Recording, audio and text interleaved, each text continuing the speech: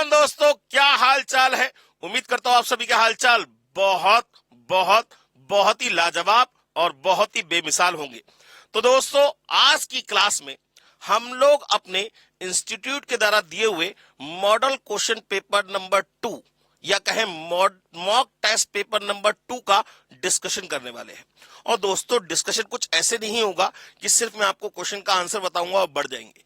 हम जो भी क्वेश्चन करेंगे उसके आगे पीछे के जितने भी कॉन्सेप्ट है उसको साथ में डिस्कस करते हुए चलेंगे, ताकि अगर उससे रिलेटेड आगे पीछे भी कोई क्वेश्चन हमें अगर पेपर में आ जाता है तो हमें उसका सॉल्यूशन पता हो। ठीक है ना। इस मॉक टेस्ट पेपर में, मॉडल क्वेश्चन पेपर में कुछ क्वेश्चंस आपको रिपीटेड भी मिलेंगे, जो कि मॉक टेस्ट पेपर नंबर 1 में मैं आपको सॉल्व करा चुका हूं। लेकिन टेंशन मत लीजिए, मैं आपको एक एक क्वेश्चन का सॉल्यूशन विद ऑल कॉन्सेप्ट, उसके नियर बाय जितने भी कॉन्सेप्ट लाई करेंगे उन सबका डिस्कशन करते हुए हम इस मॉडल टेस्ट पेपर को खत्म करेंगे। टोटल इस मॉडल टेस्ट पेपर में टोटल जो है, पहले तो ये मॉडल क्वेश्चन पेपर नंबर 2 है, इसमें टोटल 50 क्वेश्चन है और 50 के 50 क्वेश्चंस का हम लोग डिस्कशन करेंगे। टेंशन ना लीजिए, बिल्कुल परेशान मत होइए। अगर आपने कोई कॉन्सेप्ट नहीं भी पढ़ा है तब भी वो कॉन्सेप्ट आपको अच्छी तरीके से समझ में आएगा, इस बात की गारंटी मैं आपको रिटर्न में दे सकता हूं। तो आइए दोस्तों, शुरुआत करते हैं मॉडल क्वेश्चन पेपर नंबर 2, जिसका सबसे पहला क्वेश्चन है जो कि है हमारा रेशियो प्रोपोर्शन का क्वेश्चन। कह रहा है find the fourth proportional to 6, 8, 9। माने इन्होंने बेइज्जती करी है हमारी, बिल्कुल बेइज्जती करी है सर। फोर्थ प्रोपोर्शन पूछ रहा है सर, 6, 8 और 9, और फोर्थ नंबर पे हमने क्या लिख लिया, एक्स रख लिया। अब जरा ध्यान समझिएगा, अगर मैं कहूं आपसे कि ए बी सी डी ये प्रपोर्शन में है, ये किस में है, प्रपोर्शन में है। प्रपोर्शन का मतलब द इक्वालिटी ऑफ 2 और मोर रेशियोज। अगर किन्हीं दो क्वांटिटी का रेशियो किन्हीं दो क्वांटिटी के रेशियो के बराबर होता है तो वो सारी की सारी क्वांटिटी किसमें कहलाती है, प्रपोर्शन में कहलाती है। माने इस कंडीशन में A upon B is equal to क्या होता है, C upon D. A upon B is equal to क्या होता है, सी अपॉन डी। यहां पे ए क्या कहलाता है, फर्स्ट प्रोपोर्शन, बी सेकंड, सी थर्ड, डी फोर्थ। अब यहां पे आपको 3 क्वांटिटी दे रखी है, चौथी पूछे हमने मान लिया let the quantity be x, गरीबों का सहारा एक्स हमारा, ठीक है ना। तो 6 upon 8 is equal to 9 upon x. अब काटा पीटे तो हम माहिर है, क्रॉस मल्टीप्लाई कर लीजिए। तो यहां से x बराबर कितना आ जाएगा, 9 इंटू 8 अपॉन 6। ये 3 3 जा कट गया, ये 2 जा कट गया, ये 4 जा कट गया, आंसर आ गया 12। आंसर कितना आ गया दोस्तों, 12। तो पहले क्वेश्चन का आंसर हो गया सर बी। पहले क्वेश्चन का आंसर कितना हो गया सर, बी आंसर हो गया। चलिए अगले क्वेश्चन की बात करते हैं। हाँ जी सर, सेकंड क्वेश्चन, जरा क्वेश्चन को ध्यान से देखिए। क्वेश्चन कह रहा है सर, ये है कंपाउंड इंटरेस्ट का क्वेश्चन। वो कह रहा है A B L L P is expecting to receive a certain sum of money 5 years from now. 5 साल बाद उसे लगता है कि कुछ पैसे मुझे मिलने चाहिए। If the present value of this some is इतना, माने ये आपको क्या दे रखा है, प्रिंसिपल गिवन है, ठीक है। At the current market interest 6% per annum when the interest is compounded monthly. 5 साल बाद आपको पैसा मिलेगा, लेकिन इंटरेस्ट जो है वो 6% पर एनम कंपाउंडेड मंथली है। माने हर एक महीने बाद प्रिंसिपल क्या होगा, चेंज होगा। तो एक साल में कितनी बार चेंज होगा सर, 12 बार चेंज होगा। तो 5 साल में कितनी बार चेंज होगा सर, 5 साल में कितनी बार चेंज होगा, 12 इंटू 5 60 बार चेंज होगा। वो कह रहा है how much amount they will receive after 5 year। माने सीधे सीधे आपसे अमाउंट पूछा है। अब ए इज इक्वल टू कितना हो जाएगा, प्रिंसिपल कितना है 38,400, 1 प्लस रेट ऑफ इंटरेस्ट कितना है 6% पर एनम है, लेकिन कंपाउंडेड मंथली है तो डिवाइड बाय 12 कर दिया। और एक साल में 12 मंथ, तो 5 साल में कितने मंथ सर, 60। माने इसकी पावर 60 निकालनी है।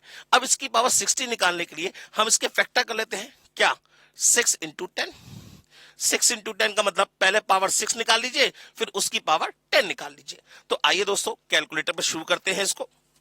ये हो जाएगा 6 डिवाइड बाय 1200 प्लस 1 इंटू दबाकर इसकी पावर 6, 2 3 4 5 6 इंटू दबाकर फिर पावर 10 निकालनी है, 2 3 4 5 6 7 8 9 10।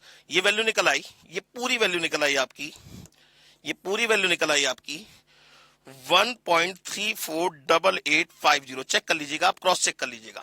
और इंटू 38,400 कर दीजिए, तो आपका आंसर आ गया 51795। 51795 रुपीज 51795.84, ये आपका आंसर आ गया। अब जरा चेक करिए कौन सा आंसर ठीक है, 51794 is the correct answer. Near by देखिए, क्योंकि अप्रोक्सीमेट में माने कहते ना एग्जैक्ट आंसर नहीं आ सकता, क्योंकि हम पॉइंट्स की सारी डेसिमल वैल्यू को ले रहे हैं, इन्होंने कुछ वैल्यूज को नहीं लिया होगा, तो 1-2 रुपए का अंतर तो आएगा ही आएगा। चलिए, ये क्वेश्चन एमटीपी 1 में था, ये क्वेश्चन एमटीपी 1 में था। चलिए नेक्स्ट क्वेश्चन की बात करते हैं। For the series 66, 71, 76, 81, 86, 91, 96 up to so on to 666, 676, 71, 676 with n terms, वो कह रहा है what will be the value of d। d की वैल्यू पूछ रहा है, मतलब यार d अगर ये n पूछता तो हमें समझ में आता, d तो हमें पता है, d का मतलब क्या होता है, common difference between two consecutive terms. इनके बीच का डिफरेंस कितना हुआ, सब +5 का हुआ। इनके बीच का डिफरेंस कितना हुआ, सब +5 का हुआ। आंसर क्या हो गया, डी। आंसर क्या हो गया, डी। भाई अगर हम एपी की बात करें तो एपी क्या होता है, एक ऐसा प्रोग्रेशन जिसमें किन्हीं भी दो कॉन्सेक्यूटिव टर्म्स के बीच का डिफरेंस सेम होता है। ऐसे प्रोग्रेशन को, ऐसे सीक्वेंस को हम अर्थमेटिक प्रोग्रेशन या अर्थमेटिक सीक्वेंस कहते हैं। अब अगर मैं बात करूं, इसमें एन की वैल्यू फाइंड करनी होती है। जैसे ये है 66, 71, 76 up to so on to last term है 676। अगर ये n की वैल्यू पूछता तो क्या करते आप भाई, याद करिए। भाई मैं आपसे फिर कह रहा हूं, मैंने कहा ना नियर बाय जो भी कॉन्सेप्ट होंगे वो सारे मैं आपको बताऊंगा। अगर मैं आपसे इसमें n की वैल्यू पूछूं तो n बराबर क्या होता था भाई, अर्थमेटिक प्रोग्रेशन में n निकालने के लिए क्या करते थे, last minus first divide by difference +1।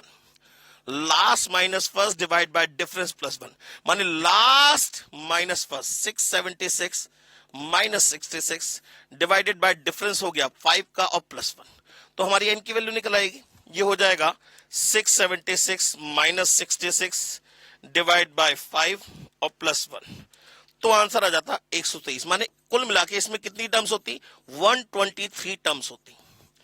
123 terms होती, माने इस सीरीज के अंदर कितनी टर्म्स होती, 123 टर्म्स होती। हो सकता है ये आपसे सम ऑफ n टर्म्स भी पूछ सकता था। बात समझ में आ गई। तो हमें जब n की वैल्यू पता है, हमें इसकी फर्स्ट टर्म पता है, हमें इसका डिफरेंस पता है, तो अब ये जो चाहे वो हमसे पूछ सकता है। बात समझ में आ गई। चलिए, तो इसका आंसर कुल मिला के कितना हो गया दोस्तों, डी। ये तो हमने कर लिया। चलिए नेक्स्ट क्वेश्चन की बात।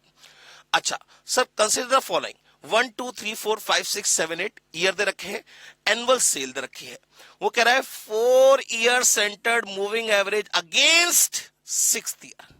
6th ईयर के लिए हमें 4 ईयर सेंटर्ड मूविंग एवरेज निकालना। आप याद करिए, 4 ईयर मूविंग एवरेज में एक दिक्कत होती है कि भाई हम अगर 3 ईयर की बात करें तो 3 ईयर मूविंग एवरेज निकालने के लिए एक प्रीवियस, एक करंट, एक फ्यूचर, प्लस तीनों को सम करेंगे, डिवाइड बाय 3 करेंगे, 3 ईयर मूविंग एवरेज निकल आएगा। 5 ईयर मूविंग एवरेज की बात करें तो 2 प्रीवियस, एक करंट, 2 फ्यूचर, डिवाइड बाय 5 कर देंगे तो हमारा क्या हो जाएगा 5 ईयर मूविंग एवरेज निकल आएगा। लेकिन 4 ईयर वाले में कंफ्यूजन होती है कि भाई हमें एक प्रीवियस लेना चाहिए, एक करंट और 2 फ्यूचर लेने चाहिए, या फिर 2 प्रीवियस, एक करंट, एक फ्यूचर लेना चाहिए। तो ये कंफ्यूजन है। तो 4 ईयर वाले में हमेशा 2 बार मूविंग एवरेज निकाला जाता है। तो हम इसमें 6th ईयर का माने इसका भी निकालेंगे और इसका भी निकालेंगे। उसके बाद जो दोनों का 4 ईयर मूविंग एवरेज निकल के आएगा, उन दोनों का एवरेज निकालेंगे। मतलब क्या है, अगर हम 5th ईयर की बात करें तो हमारे पास, हमें यह पता है 4 ईयर मूविंग एवरेज में, 4 इयर्स मूविंग एवरेज की बात करें तो इसका मतलब होगा एक प्रीवियस, एक करंट, 2 फ्यूचर, डिवाइड बाय 4। एक प्रीवियस, एक करंट, 2 फ्यूचर, डिवाइड बाय 4। तो अगर इसके 4 ईयर मूविंग एवरेज की बात करें, इसके 4 ईयर मूविंग की एवरेज की बात करें तो एक प्रीवियस माने 3.4, एक current 4.4, 2 future 5.4 plus 3.4 divide by 4। ये 5th ईयर का 4 ईयर मूविंग एवरेज निकल के आया। लेकिन ये फाइनल मूविंग एवरेज नहीं है। 4 ईयर सेंटर्ड मूविंग एवरेज तब निकलेगा जब आप 6 का भी निकाल लेंगे, उसके बाद इन दोनों का एवरेज निकालेंगे। तो पहले इसे कैलकुलेट कर लीजिए। तो ये कितना हो जाएगा, 3.4 plus 4.4 plus 5.4 plus 3.4 divide by 4। ये आ गया 4.15। ये कितना आ गया, 4.15। किसका आया, ये 5th ईयर का आया। ये 5th ईयर का है। बिल्कुल सेम वे में 6th ईयर का भी निकालेंगे। 6th ईयर का क्या होगा, एक प्रीवियस माने 4.4 प्लस 5.4 करंट प्लस 2 फ्यूचर 3.4 और 2.4 डिवाइड बाय 4, डिवाइड बाय 4। तो ये हो जाएगा 4.4 plus 5.4 plus 3.4 plus 2.4 divide by 4। ये आ जाएगा 3.9। ये कितना आ गया, 3.9 निकल आया। ये क्या निकल के आया? 6th ईयर का, ये 6th ईयर का 4 ईयर मूविंग एवरेज निकल के आया। लेकिन हमें चाहिए अब 6th ईयर का सेंटर्ड मूविंग एवरेज। तो यहां पे सेंटर्ड मूविंग एवरेज क्या होगा? 4 years centred, 4 years centred moving average क्या होगा? 4 इयर्स सेंटर्ड मूविंग एवरेज क्या होगा? दैट इज इक्वल टू इन दोनों का सम अपॉन 2, माने 4.5 plus 3.9 divide by 2। 4.5 plus 3.9 divide by 2, माने आंसर आ गया 4.2। एग्जैक्टली आ रहा है मेरा 4.2। अब इन्होंने 4.24 और 4.26 दोनों रखा है, मेरे ख्याल से कुछ कैलकुलेशन मिस्टेक है, एक बार चेक कर लेते हैं।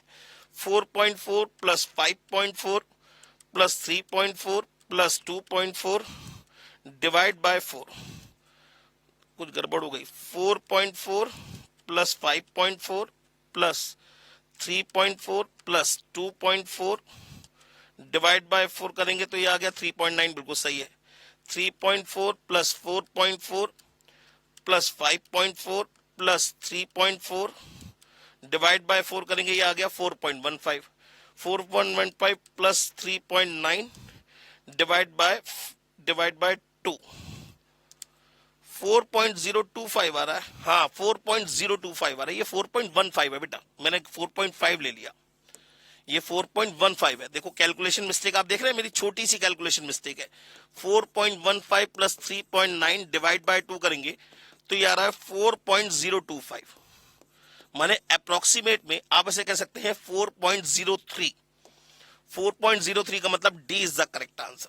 हमेशा याद रखिएगा, सिर्फ 4 ईयर वाले में ऐसा होता है कि 2 बार जो दोनों एवरेज निकले, आसपास के जो दोनों एवरेज निकले, उनका दोबारा से हम क्या निकालते हैं? एवरेज निकालते हैं। सिर्फ 4 ईयर वाले में ऐसा होगा, बाकी किसी में ऐसा नहीं होगा। चलिए आगे की बात करते हैं। नेक्स्ट क्वेश्चन, क्वेश्चन नंबर 5, वो कह रहा है if the sum of the series is 297, how many terms are there in the series? भाई ऐसे कैसे हम बता दें? अगर सम ऑफ द सीरीज 297 है तो हमें क्या पता सीरीज क्या है? पहले तो आपने ये नहीं बताया भाई, समी तो बताया आपने ना, आपने सीरीज बताया ना, आपने ये बताया वो सीरीज एपी है या जीपी है, उसकी फर्स्ट टर्म क्या है, डिफरेंस क्या है, नंबर ऑफ टर्म्स क्या है, कुछ नहीं बताया आप। ये क्वेश्चन गलत है, ये 100% क्वेश्चन गलत है, रॉन्ग है ये क्वेश्चन। आप चाहे तो कलकत्ता वालों को चिट्ठी डाल दीजिए, कहना भाई एक बार बताओ, आपने सीरीज के बारे में सिर्फ ये बताया कि कोई एक सीरीज है जिसका सम 297 है, बताओ कितनी टर्म्स होंगी? अरे भाई कितनी भी हो सकती है, कितनी भी हो सकते हैं। मैं पॉइंट में सीरीज ले जाऊं तो कितनी भी टर्म्स हो सकती है। बात समझ में? देखिए क्वेश्चन रॉन्ग है, टेंशन ना लीजिएगा, बिल्कुल रॉन्ग क्वेश्चन है। हाँ जी सर, तो अब हम बात करते हैं क्वेश्चन नंबर 6 की। क्वेश्चन नंबर 6 क्या कह रहा है? कह रहा है with 5% increase in distance and 2.5% increase in time, what would be the value impact on speed? अब सबसे पहले मुझे ये बताइए दोस्तों, ये तो ना बेवकूफी वाली बात पूछता है हमसे। भाई हमें ये पता है कि स्पीड बराबर क्या होता है? Distance upon time. एम आई राइट? बिल्कुल सही बात, ठीक है ना। डिस्टेंस अपॉन टाइम जो होती है that is known to be the speed, ठीक है। अब वो कह रहा है उसने 5% तो डिस्टेंस में इंक्रीमेंट किया, माने पहले अगर 100% डिस्टेंस थी तो अब 105% हो गई, ठीक है ना। 105% ऑफ डिस्टेंस हो गई। और 2.5% इंक्रीज इन टाइम, और पहले टाइम अगर 100% लगता था तो अब 102.5% का टाइम लगेगा, ठीक है ना। अब 105% का मतलब हो गया 105/100, ये डिवाइड का साइन है। पहले तो यहां लिख लेते हैं डिस्टेंस, यहां लिख लेते हैं अपॉन टाइम, तो इसे तो हम कह सकते हैं स्पीड, ठीक। अच्छा अब जरा देखिए डिवाइड बाय क्या है, माने 105% डिवाइड बाय 102.5%, माने मैंने क्या करा 105% डिवाइडेड बाय ऐसे सिंबल लगा दिया 102.5%, तो ये हो गया 105/100 और डिवाइडेड बाय ये हो गया 102.5/100। जब डिवाइड के साइन को मल्टीप्लाई में चेंज करते हैं तो क्या करते हैं, इधर वाला नंबर पलट जाता है। तो मैं इसे डायरेक्ट क्या कर दूं, इनटू लगा के 100/102.5 कर दूं। कंफ्यूजन दूर करने के लिए मैंने आपको सिंपलीफाई में वे में बताया। अब 105 अपॉन 102.5 कर लीजिए, 105 डिवाइडेड बाय 102.5, यह आ जाएगा 1.02439 टाइम्स ऑफ ओल्ड स्पीड, माने ये जो डिस्टेंस अपॉन टाइम था ये स्पीड बन गया। अब जरा देखिए, अगर 1 की बात करें तो 1 का मतलब क्या हुआ, 100% से हुआ। 1 का मतलब यहां पे क्या हुआ, 100% से हुआ। तो कितनी स्पीड बढ़ जाएगी भाई, 2.439% की स्पीड बढ़ जाएगी। भाई पहले अगर 100% थी, 100% का मतलब कितनी थी, 1 थी, तो अब 101.02439 है, इसका मतलब अब स्पीड कितनी रही होगी, 102.439% की रही होगी। तो कितने परसेंट इंक्रीमेंट हुआ, increases by 2.439% of old speed. बात समझ में आ गई? तो जरा इसका आंसर बताइए कितना होगा, इंक्रीजेस बाय 2.439 का मतलब इंक्रीजेस बाय 2.44, इंक्रीजेस बाय 2.44 हो जाएगा। बात क्लियर हो गई, समझ में आ गई बात? तो इस क्वेश्चन को हमेशा ऐसे ही करिएगा भाई, स्पीड बराबर डिस्टेंस अपॉन टाइम होता है, बस ये याद रखिए। अब इसने कहा डिस्टेंस 105% कर दी, 5% इंक्रीज कर दी, माने पहले 100% थी अब 105 हो गई। टाइम इसने 2.5% बढ़ा दिया, तो पहले 100% टाइम लगता था, अब 102.5% बनेगा, लगेगा। बात समझ में आ गई? डिस्टेंस अपॉन टाइम स्पीड हो गया, माने ये ओल्ड स्पीड हो गई। क्लियर हो गई बात, समझ में आ गई बात? चलिए तो अब हम नेक्स्ट क्वेश्चन की बात करते हैं। कह रहा है if a toto travel for 6 hours on a working day to cover 1.5 times the distance travel on holiday, and on a holiday it takes 4 hours to cover 110 kilometer for a span of 7 days. How much distance is covered? अच्छा जी, अब बहुत आराम से, if a Toto travels for 6 hours on a working day to cover 1.5 times the distance travel on holiday, माने holiday वाले दिन से holiday पे जितना भी टोटो ट्रेवल कवर करता था उसके 1.5 गुना ज्यादा डिस्टेंस कवर करता है। कितने घंटे में? 6 घंटे में। ठीक है, माने हॉलिडे की बात करें तो पहले तो हमें यह पता होना चाहिए कि हॉलिडे वाले दिन ये कितनी डिस्टेंस कवर करता है। और ये हो गया इसका क्या, ऑन अ वर्किंग डे, ये हो गया इसका वर्किंग डे। 2 तरीके के दिन हो गए, एक हो गया हॉलिडे और एक हो गया वर्किंग डे। ठीक, अच्छा अब फिर दोबारा वो कह रहा है to cover 1.5 times the distance travel on holiday, on a holiday it takes 4 hours to cover 110 kilometre. Holiday वाले दिन इसे 4 घंटे लगते हैं कितनी डिस्टेंस कवर करने में, 110 किलोमीटर की डिस्टेंस को कवर करने में। हॉलिडे वाले दिन इसे 4 घंटे लगते हैं 110 किलोमीटर की डिस्टेंस को कवर करने में। ठीक है ना, for a span of 7 days, माने 5 वर्किंग डेज हैं और 2 हॉलीडेज हैं, माने 2 हॉलीडे पढ़ेंगे और 5 वर्किंग डे पढ़ेंगे। बहुत आराम से समझिएगा, क्वेश्चन में कुछ है नहीं, पहले इसकी लैंग्वेज को समझिए। ठीक है ना, 5 वर्किंग डे हो गए, 2 हॉलीडे हो गए, यहां हमने लिख दिया 2 हॉलीडे और 5 वर्किंग डेज। अब वो कह रहा है if a toto travels for 6 hours on a working day, माने टाइम कितना लगेगा इसे, 6 आवर्स का लगेगा। ठीक है ना, to cover 1.5 times the distance, माने इस डिस्टेंस का 1.5 टाइम्स निकालना पड़ेगा, इस डिस्टेंस का 1.5 टाइम्स, माने सीधे 110 की मल्टीप्लाई 1.5 से कर दीजिए, कितना आ जाएगा 165, माने 165 किलोमीटर कवर करने में इसे 6 घंटे का समय लगता है। बात समझ में आ गई? अब देखिएगा जरा आराम से, travel on holiday and on a holiday it takes 4 hours to cover 110 kilometer, then for a span of 7 days how much distance is covered? भाई टोटल कितनी डिस्टेंस कवर होगी, तो 5 वर्किंग डेज तक 165 किलोमीटर और 2 हॉलिडे पे 2 दिन ऐसे holiday जाएंगे तो टोटल डिस्टेंस पूछ रहा है, तो पहले ये वैल्यू निकाल लीजिए फिर ये वैल्यू निकाल लीजिए, दोनों को ऐड कर दीजिए, माने 165 इंटू 5 825 किलोमीटर की डिस्टेंस तो ये कवर करेगा और 110 इंटू 2 220 किलोमीटर की डिस्टेंस ये कवर करेगा। टोटल डिस्टेंस कितनी ट्रेवल हो गई, प्लस 220 कर दीजिए, कितना आ जाएगा 1045 किलोमीटर।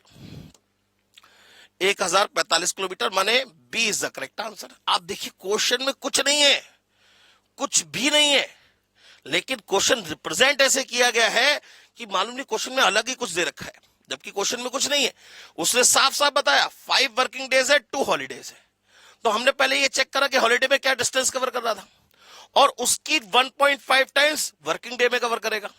ये एक वर्किंग डे में हुई, 5 दिन में 5 गुना, 2 दिन में 2 गुना, दोनों को ऐड कर दिया, टोटल डिस्टेंस निकल आई। बात समझ में आ गई? Next, when the effective rate of interest is 7.82% payable quarterly। अरे वाह, अरे वाह, इफेक्टिव रेट ऑफ इंटरेस्ट कह रहा है भाई। इफेक्टिव की बात करें तो इफेक्टिव का मतलब होता है in totality what should you pay, total में आप कितना पे कर रहे हैं, that is known to be the effective rate of interest. और effective rate of interest is always equals to 1 plus R upon 100 की whole power n minus 1 into 100%। और here n is always taken as 1 year। n कितना लिया जाता है? हमेशा 1 साल लिया जाता है। अब रेट ऑफ इंटरेस्ट कितना है? That is equals to 1 plus 7.82 divided by payable quarterly है 400, और 1 साल में कितने क्वार्टर? 4, minus 1 into 100%। बस ये वैल्यू कैलकुलेट कर लीजिए, तो ये हो जाएगा 7.82 divide by 400 plus 1 into 2 3 4 minus 1 और इंटू 100। ये वैल्यू आ गई 8.05232493% पर एनम कंपाउंडेड एनुअली। मतलब क्या हुआ? आप चाहे ये कहें कि 7.82% पर एनम कंपाउंडेड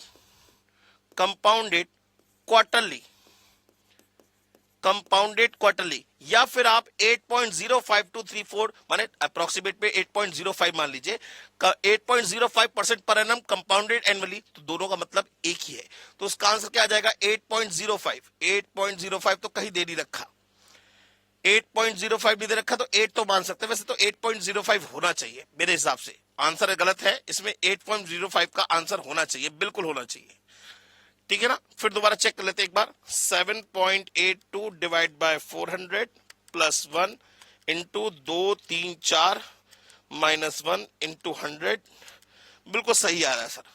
वैसे तो मैं बताऊं, इसका आंसर जो होना चाहिए वो 8.05% पर एनम अप्रोक्सीमेट होना चाहिए, अप्रोक्सीमेट। ठीक है ना? हालांकि ऐसा ऑप्शन दे नहीं रखा, तो हम ए को नियर बाय मान के लगा सकते हैं, लेकिन कायदे में बिल्कुल परफेक्ट आंसर आना चाहिए। ठीक है ना? इन टोटलिटी की बात कर रहा है। चलिए आगे की बात करते हैं। वो कह रहा है find the square of the difference of the roots of this equation. अरे वाह, क्वेश्चन कह रहा है, बहुत ध्यान से देखिए, क्वेश्चन में पूछा गया है, कह रहा है ये एक इक्वेशन है, find the square of the difference of the roots, find the square of the. अब इसमें बड़ी स्टेटमेंट में गड़बड़ होती है, square, find the square of difference of roots. सबसे पहले इस क्वाड्रेटिक इक्वेशन की बात करते हैं, उसे पहले सिंप्लीफाई करके लिख लेते हैं। तो ये हो जाएगा 5x square minus 12 5 60x minus 60x और प्लस 115 इक्वल्स टू 0। ये आपकी क्वाड्रेटिक इक्वेशन आ गई स्टैंडर्ड फॉर्म में। कंपेयर करेंगे तो ये हो गया a, ये हो गया b और ये हो गया c। ठीक है ना? अब आपसे पूछा क्या है? Square of the difference of the roots. अब बड़ी कंफ्यूजन होती है कि सर डिफरेंस करके स्क्वायर करना है या स्क्वायर करके डिफरेंस करना है। तो देखिए, बहुत प्यारी बात मैं आपको समझाने वाला हूं। कभी भी जिंदगी में कहीं भी किसी भी सब्जेक्ट में कोई स्टेटमेंट अगर आपको परेशान कर रही है, तो आप उसे पीछे से पढ़ना शुरू कर दीजिए। मैं कहूं राम जो है वो सीता के पति है, माने Ram is the husband of Sita, तो अगर मैं से उस स्टेटमेंट को उल्टा पढ़ूंगा तो ऐसा तो नहीं हो जाएगा कि सीता जो है वो राम के पति है, ऐसा नहीं होगा। सीता के पति है राम, मतलब वही रहेगा। तो आप इस स्टेटमेंट को पीछे से पढ़िए। रूट्स, भाई इसके रूट्स मान लिए अल्फा और बीटा, ठीक है ना? तो रूट्स माने अल्फा बीटा का डिफरेंस अल्फा माइनस बीटा। भाई ऑफ माने क्या होता है? का, तो रूट्स का डिफरेंस, डिफरेंस हो गया, का ऑफ माने का, स्क्वायर माने इसका होल स्क्वायर पूछ रहा है, इसका होल स्क्वायर पूछ रहा है। अब अल्फा माइनस बीटा याद करिए, एक मैक प्रॉपर्टी होती है, मयंक अग्रवाल प्रॉपर्टी बोलते हैं। 3 मैक प्रॉपर्टी है, एक तो alpha square plus beta square which is equals to B square minus 2ac upon A square, एक होता है alpha cube plus beta cube which is equal to 3abc minus B cube upon A cube, और एक होता है alpha minus beta which is equal to under root of B square minus 4ac upon A square. इन तीनों property को मैं नाम देता हूं Mac property, Mayank Agarwal property, ये मेरी अपनी बनाई हुई प्रॉपर्टी है। तो अल्फा माइनस बीटा का होल स्क्वायर माने कुल मिला के वैल्यू कितनी हो जाएगी, ये हो जाएगी अंडर रूट का स्क्वायर करेंगे तो सेम आ जाएगा, माने B square minus 4ac upon A square आ जाएगा। भाई अंडर रूट का अगर आप होल स्क्वायर करते हैं तो अंडर रूट से होल स्क्वायर कैंसिल हो गया, माने अब आपको सिर्फ एबीसी की वैल्यू लगा देनी है। जरा वैल्यू लगा दीजिए जरा जल्दी से। बी स्क्वायर माने माइनस 60 का होल स्क्वायर कितना हो जाएगा 3600 माइनस 4ac, तो 4 5 20 और 20 इंटू 105 115, 20 इंटू 115 ये आ गया 2300 डिवाइडेड बाय ए स्क्वायर माने 5 का स्क्वायर 25, बस। तो ये हो जाएगा 3600 माइनस 2300 और डिवाइडेड बाय 25, आंसर आ गया 52। लीजिए सर आंसर आ गया 52। D is the correct answer, D is the correct answer. भाई अल्फा माइनस बीटा, फिर मैं कहूं वैसे तो आपने जो सीखा होगा कि इसके हम प्रॉपर्टी लगाते हैं कि अल्फा माइनस बीटा का whole square is equal to alpha plus beta का whole square minus 4 alpha beta. इतना दिमाग लगाने की जरूरत नहीं है। Alpha minus beta Mac property के through alpha minus beta is equal to under root of B square minus 4ac upon A square. बात खत्म, सीधे सीधे वैल्यू लगाइए था सर, कोई रटने वाली बात ही नहीं है। क्लियर हो गई बात? चलिए आगे बढ़ते हैं। अरे वाह, दो क्वेश्चन है एक साथ, मजा आएगा करने में। सर क्वेश्चन कह रहा है what would be the factorial notation for 11 into 10 into 9 into 8 into 7। इसकी वैल्यू पूछ रहे कौन सा सही है। अरे भाई इंटू में 6 फैक्टोरियल लिख दे, डिवाइड में 6 फैक्टोरियल लिख दे, तो ऊपर तो हो जाएगा 11 फैक्टोरियल। सर कैसे भाई? 6 into 5 into 4 into 3 into 2 into 1, तो अगर हम 11 से काउंट करें तो पूरा 11 फैक्टोरियल बन जाएगा। डिवाइड बाय 6 फैक्टोरियल, आंसर हो जाएगा 11 फैक्टोरियल डिवाइड बाय 6 फैक्टोरियल। चाहे आप ऑप्शन से चेक कर सकते हैं, मर्जी आपकी है। चलिए next question.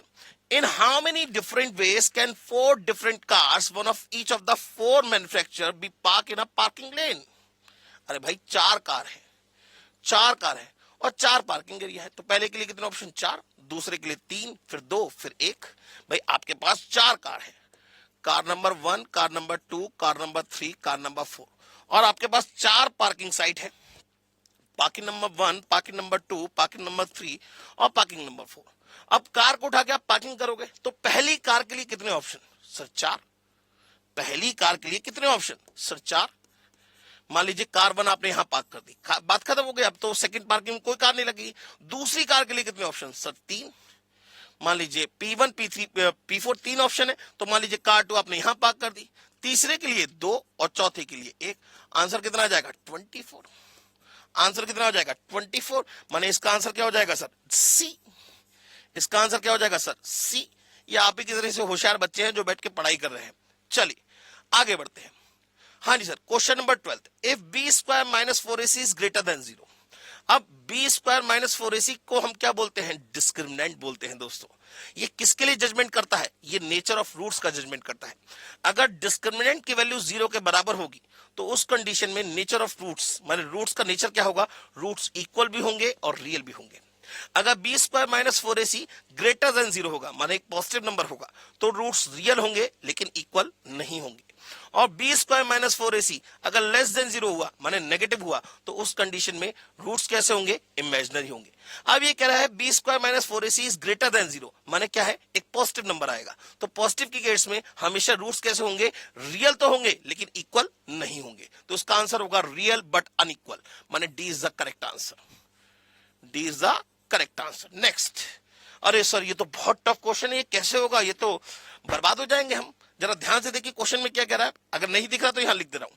11 to the power 78 divided by 11 to the power 81। अरे बाप रे बाप, तो 11 टू द पावर कितना आ जाएगा? 78 माइनस 81 माने 11 to the power minus 3। Power negative है, 1 अपॉन में लाने के लिए 11 इंटू 11 इंटू 11 कर दिया, 1 अपॉन में 1331 is the correct answer. 1331 1 upon में या 1 अपॉन 11 क्यूब लिख सकते हैं, बात एक ही है। यहाँ पे 1 अपॉन, भाई पावर नेगेटिव है, पॉजिटिव करने के लिए अपॉन में ले आइए, तो ये भी आंसर ठीक है और ये भी आंसर ठीक है।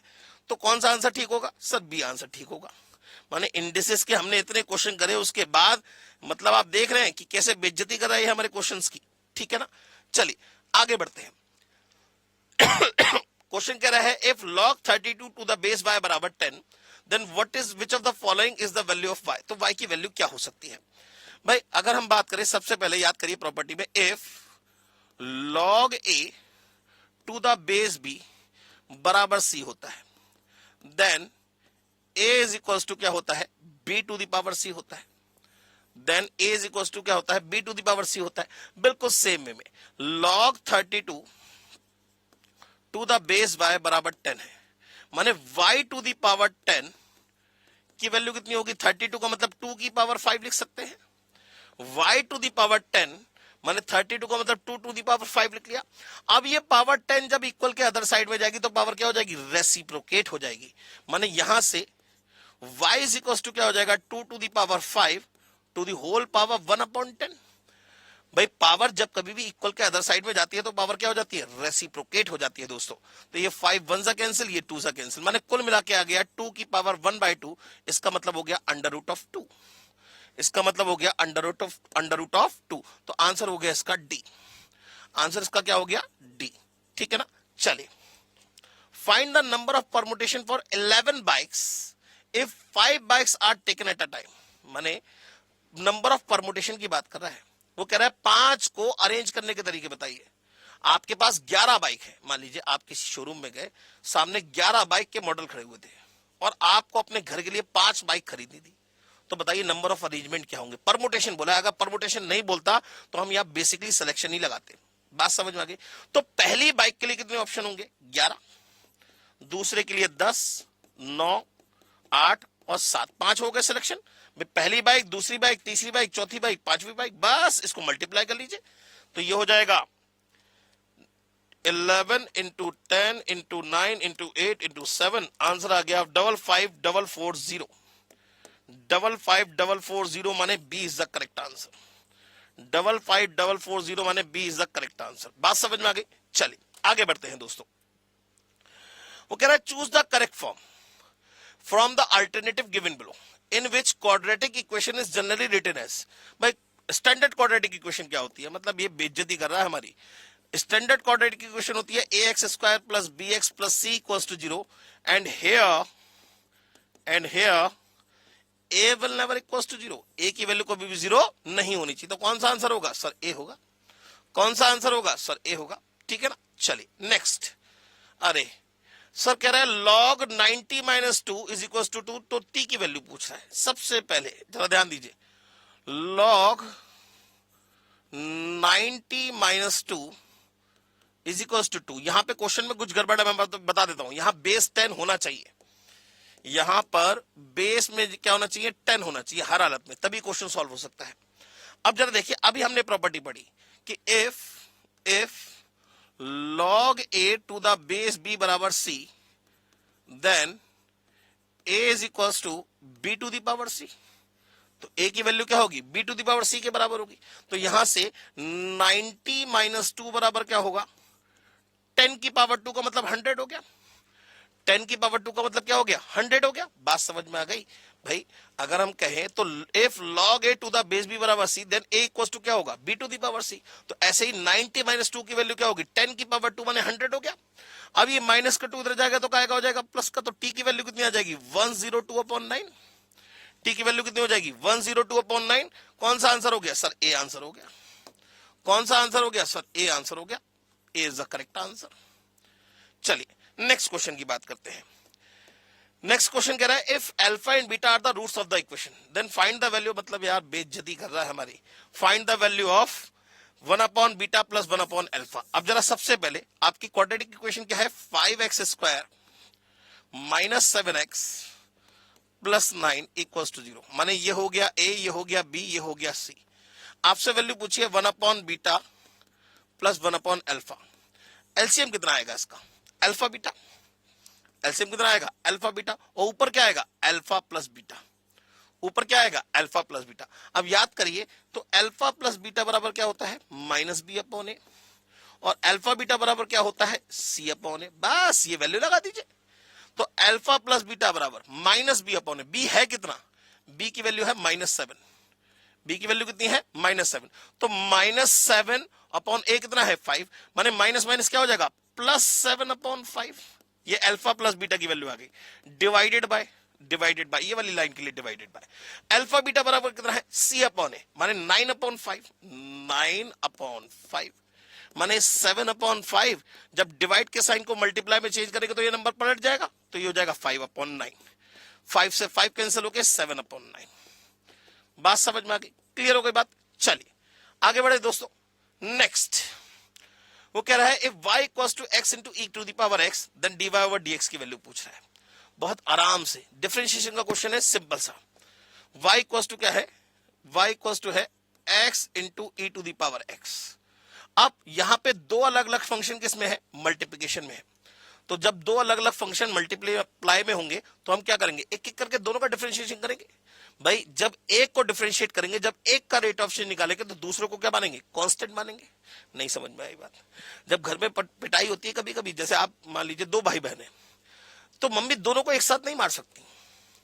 जब भाई की पिटाई हो रही होगी तो बहन खड़े खड़े हंस रही होगी, जब बहन की पिटाई होगी तो भाई खड़े खड़े हंसेगा। माने एक बार में एक ही की पिटाई हो सकती है, दोनों की पिटाई एक साथ नहीं हो सकती, दोनों भाग जाएंगे। तब उस कंडीशन में दोनों सगे भाई बहन बिल्कुल बिल्कुल आपस में जोड़ीदार बन जाते हैं। तो बिल्कुल सेम वे में भाई दो फंक्शन है, इनका डिफरेंशिएशन निकालना, दोनों मल्टीप्लाई में है, तो एक एक करके दोनों का डिफरेंशिएशन होगा।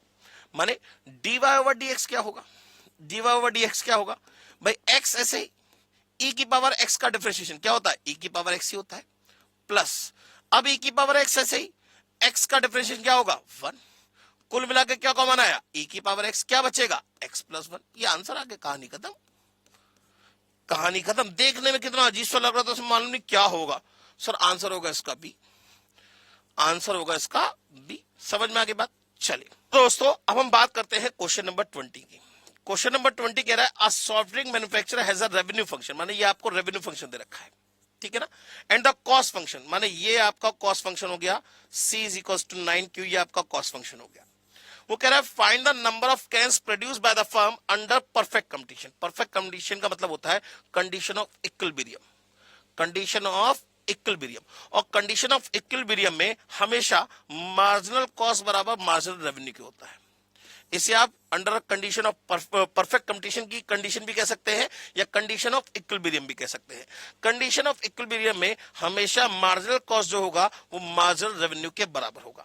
रेवेन्यू फंक्शन आपके पास है, रेवेन्यू फंक्शन आपके पास क्या है, दैट इज इक्वल टू है 7q square minus 19q plus 30।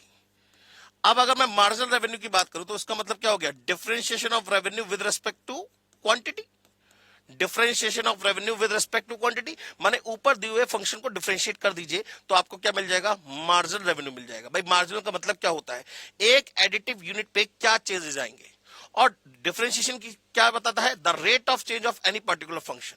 माने अगर किसी एक एडिटिव यूनिट पे क्या चेंजेस आएंगे ये बात कहूं, या रेट ऑफ चेंज की बात कहूं, तो बात तो एक ही है। तो मार्जिनल रेवेन्यू निकालने के लिए हम क्या करेंगे, रेवेन्यू का डिफरेंशिएशन निकालेंगे विद रिस्पेक्ट टू क्वांटिटी निकालेंगे, क्योंकि क्वांटिटी के रिस्पेक्ट में रखा है। तो इसका डिफरेंशिएशन कितना हो जाएगा, ये हो जाएगा 14q माइनस 19, ये आपका आ गया मार्जिनल रेवेन्यू। अच्छा कॉस्ट फंक्शन क्या है, कॉस्ट फंक्शन है 9q, तो मुझे क्या निकालना पड़ेगा, मार्जिनल कॉस्ट। मार्जिनल कॉस्ट का मतलब differentiation of cost with respect to quantity कितना आएगा 9, ठीक है ना। अब ये कह रहा है under a condition of perfect competition, या फिर कहे under a condition of equilibrium, marginal cost बराबर किसके होता है, मार्जिनल रेवेन्यू के। माने इन दोनों को बराबर रख दीजिए, इन दोनों को बराबर रख दीजिए, तो ये हो जाएगा 14q minus 19 is equal to 9, 14q is equal to 28, तो q इज इक्वल टू कितना आ गया 2। माने जब ये दो यूनिट्स की बात करेगा तो उस कंडीशन में मार्जिनल कॉस्ट और मार्जिनल रेवेन्यू बराबर होंगे, या ये कहेंगे उस कंडीशन में इक्विलिब्रियम की कंडीशन आएगी, या ये कहेंगे वो एक परफेक्ट कंपटीशन का केस होगा, ठीक है ना। तो आंसर कितना आ जाएगा इसका 2, आंसर कितना हो जाएगा इसका 2। ठीक, आगे बढ़ते हैं।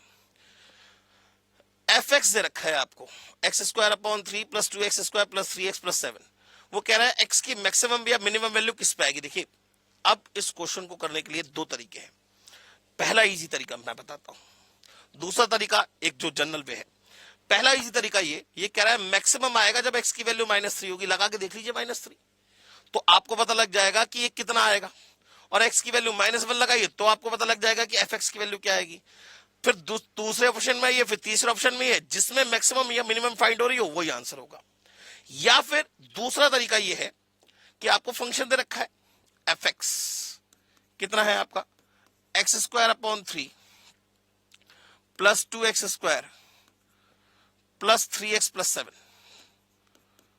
तो हम क्या करेंगे, इसका सिंगल डिफरेंशिएशन निकालेंगे f'(x), माने एक बार डिफरेंशिएट करेंगे, कितना आ जाएगा 2x/3।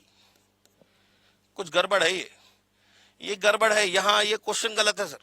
x² / 3 + 2x² / 3 ये नहीं होना चाहिए, ये क्वेश्चन रॉन्ग है, 100% रॉन्ग है, इसे काट दीजिए 100%। चाहे तो आप कलकत्ता वालों को मेल भी कर सकते हैं, ये क्वेश्चन रॉन्ग है। क्वेश्चन क्या सही होगा मैं भी वो भी बता रहा हूं आपको। यहां पे 2 की जगह कितना होना चाहिए, 3 होना चाहिए। यहां 2 की जगह कितना होना चाहिए, 3 होना चाहिए। लेकिन फिलहाल गलत है तो हम आगे की बात ही नहीं करेंगे। अब देखिए तकरीबन 20 क्वेश्चन हमने मैथमेटिक्स में कर लिए। अब बाकी सारे के सारे क्वेश्चन आपके स्टैटिस्टिक्स के बचे हैं। आइए दोस्तों शुरुआत करते हैं स्टैटिस्टिक्स के क्वेश्चन की। शुरुआत के कुछ क्वेश्चन तो आपको थ्योरी के मिलेंगे जो कि वर्बली सॉल्व हो जाएंगे, जरा ध्यान दीजिए। With respect to accuracy, accuracy के रिस्पेक्ट में diagrammatic presentation is prefer, textual presentation is prefer, tabular presentation is prefer, या textual presentation is prefer to tabular. अब जरा ध्यान से देखिए, अगर एक्यूरेसी की बात करें तो सबसे ज्यादा एक्यूरेसी किसमें होती है, टेक्सुअल प्रेजेंटेशन में। टेबुलर प्रेजेंटेशन का यूज तब किया जाता है जब आपको कंपेयर करना हो डेटा को, और डायग्रामेटिक प्रेजेंटेशन का यूज तब किया जाता है जब हिडन ट्रेंड वैल्यू को रिप्रेजेंट करने की बात हो। तो एक्यूरेसी के रेस्पेक्ट में टेक्सुअल प्रेजेंटेशन ज्यादा अच्छा है, किसके मुकाबले में, डायग्रामेटिक के मुकाबले में भी और टेबुलर के मुकाबले में भी। तो textual presentation is preferred in respect of diagrammatic presentation, ज्यादा कहेंगे, क्योंकि डायग्राम में तो हमें कुछ चीजें हमेशा मिलेगी, क्या मिलेंगी, अप्रॉक्स में मिलेंगी, लेकिन टेक्सुअल क्या है वो ज्यादा प्रेफर माना जाएगा। क्लियर हो गई बात। तो इसका आंसर क्या हो गया, B. Next, which one of the following is a method of collecting primary data. भाई कौन सा मेथड, प्राइमरी डेटा कहते किसे हैं, भाई वो डेटा जो इन्वेस्टिगेटर, जो रेस्पोंडेंट, सॉरी जो इन्वेस्टिगेटर, जो इन्यूमरेटर है खुद इकट्ठा करता है उसे बोलते हैं प्राइमरी डेटा। इकट्ठा किसी ने किया, यूज किसी और ने किया, that is known to be the secondary data. तो वो कह रहा है which one of the following is a method, कौन सा मेथड ऐसा है जिसमें आप प्राइमरी डेटा इकट्ठा करते हैं। इंफॉर्मेशन कलेक्टेड थ्रू न्यूज़पेपर, नहीं सर ये तो सेकेंडरी डेटा हुआ। Information obtain from the publication of the trade association, नहीं सर ये भी प्राइमरी डेटा का सोर्स नहीं हुआ। Information collected by government through census, yes census report, जनगणना। आपके घर पे आते हैं, आपके घर पे आते हैं, आपसे पूछते हैं भाई घर में कितने लोग हैं, कितने मेंबर हैं, उनकी एज क्या है, तो वो क्या है, वो आपसे डेटा ही तो कलेक्ट कर रहे हैं। वो डेटा कैसा है, प्राइमरी डेटा है गवर्नमेंट के लिए। बात समझ में आ गई। चलिए तो इसका आंसर हो गया सी। नेक्स्ट, अरे वाह, वेटेड एवरेज पूछ रहा है। वो वेटेड एवरेज दे रखा है 46.23, ये एक्स हो गया, ये वेट्स हो गए। वो पूछ रहा है simple average of the observation, माने सबसे पहले तो ये वैल्यू पता करिए, और ये जब वैल्यू पता हो जाए तो फिर वेट से मतलब खत्म कर दीजिएगा और सीधे सीधे इसका सिंपल एवरेज बताना। तो सबसे पहले आपको इस एक्स की वैल्यू का एज्यूम निकालना पड़ेगा। तो पहले इस एक्स की बात करें तो अब जरा देखिए वेटेड एवरेज क्या होता था। अगर हम वेटेड एवरेज की बात करें तो वेटेड अर्थमेटिक मीन क्या होता है, that is equal to summation W X upon summation W. ये कितना रखा है आपको 46.23।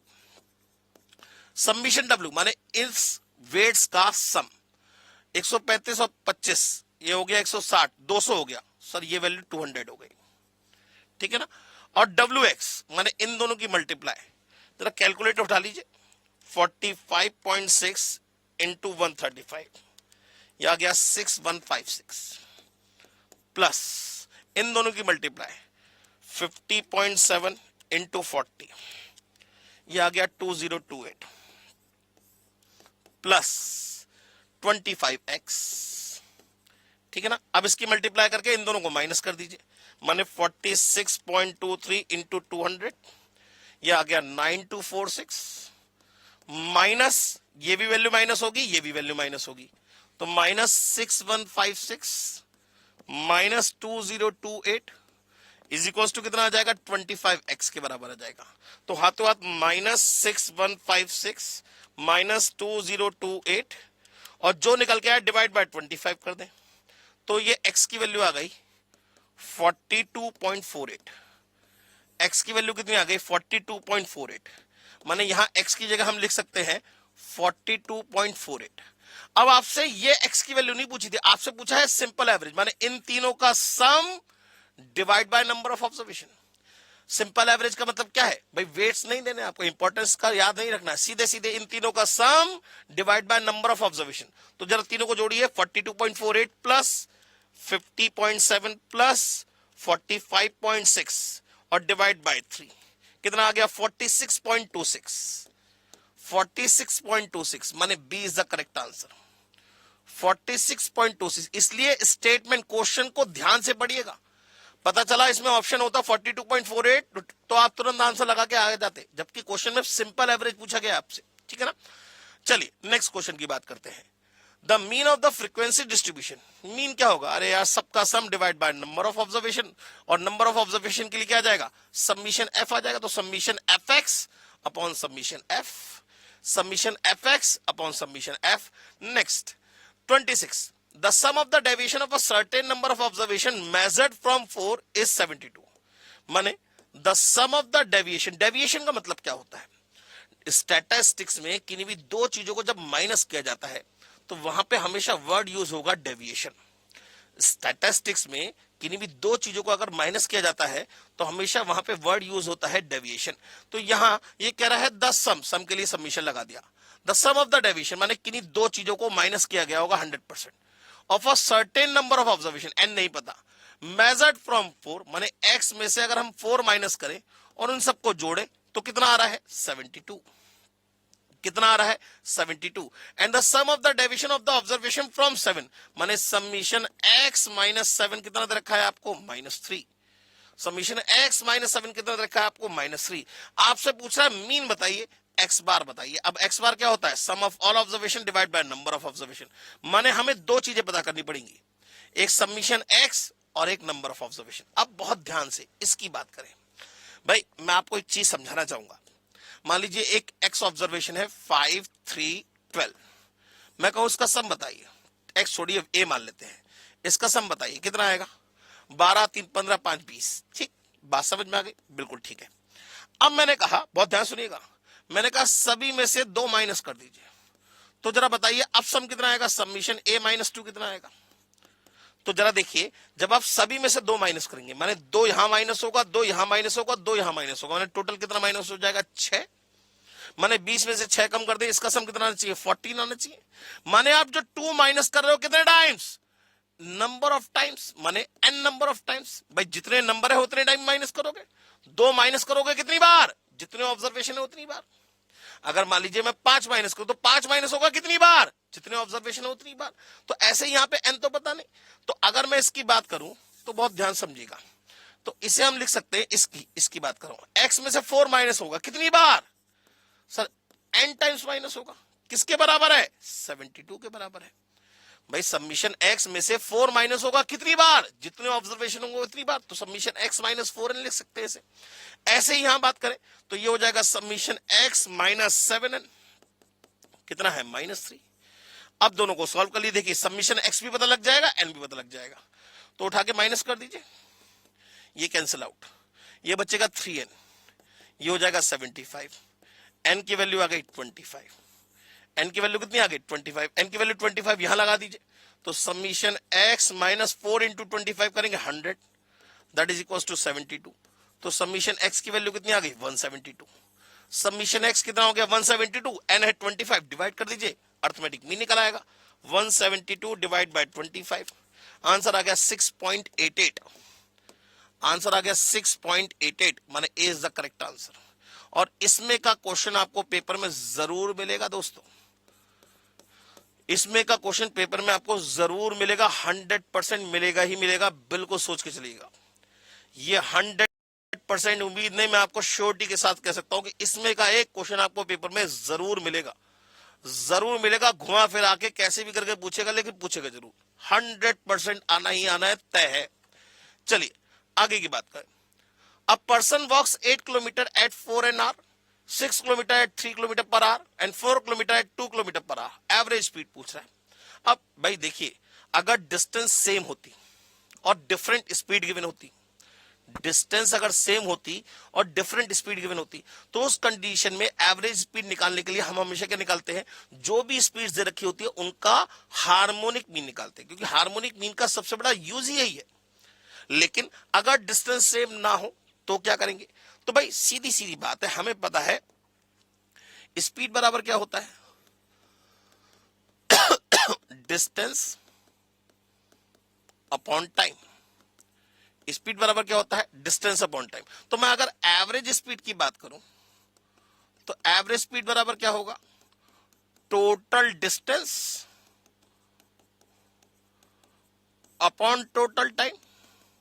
भाई सोचिए ना, मान लीजिए आप गर्मियों की छुट्टी में, सर्दियों की छुट्टी में अपनी नानी घर गए और दिल्ली से लखनऊ, मान लीजिए आपका घर, नानी का घर लखनऊ में है, मान लीजिए 500 किलोमीटर की डिस्टेंस है। अब आप चाहे ट्रेन से जाओ चाहे बस से जाओ, मान लीजिए उस 500 किलोमीटर को कवर करने में आपको 10 घंटे लगे, तो एवरेज स्पीड क्या होगी भाई, 500 kilometre divide by 10 hours, that is equal to 50 kilometre per hour. अब उसमें ट्रेन या बस या जिससे भी आप गए थे वो कहीं रुक भी गई होगी, स्टेशन पे खड़ी हो गई हो, कभी स्पीड भी कम हो गई होगी, कभी स्पीड बहुत तेज चल रही होगी, ऑन एन एवरेज है।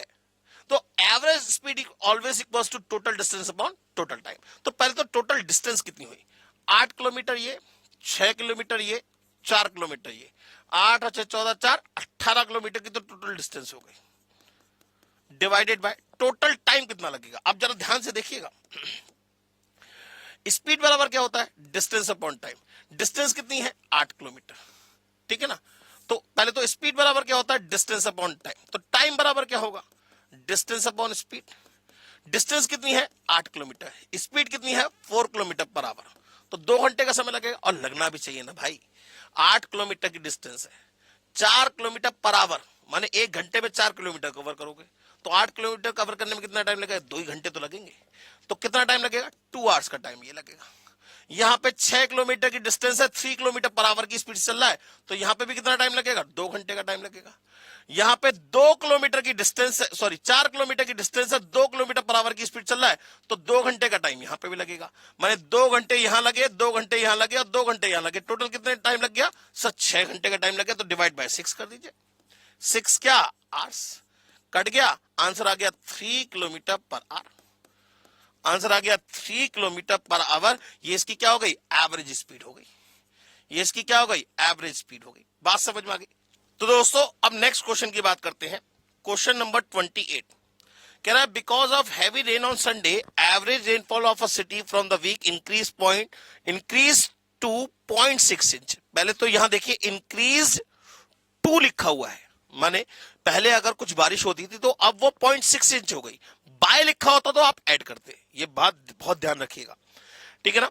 From the average rainfall 0.3 inch, माने ये कह रहा है अगर पहले 0.3 इंचेस की बारिश होती थी ऑन एन एवरेज, तो अब वो 0.3 से बढ़ के कितना हो गया, 0.6 इंच हो गया, ठीक है ना। पहले एवरेज अगर 0.3 का था तो अब न्यू एवरेज कितने का हो गया, 0.6 का हो गया, ठीक है ना।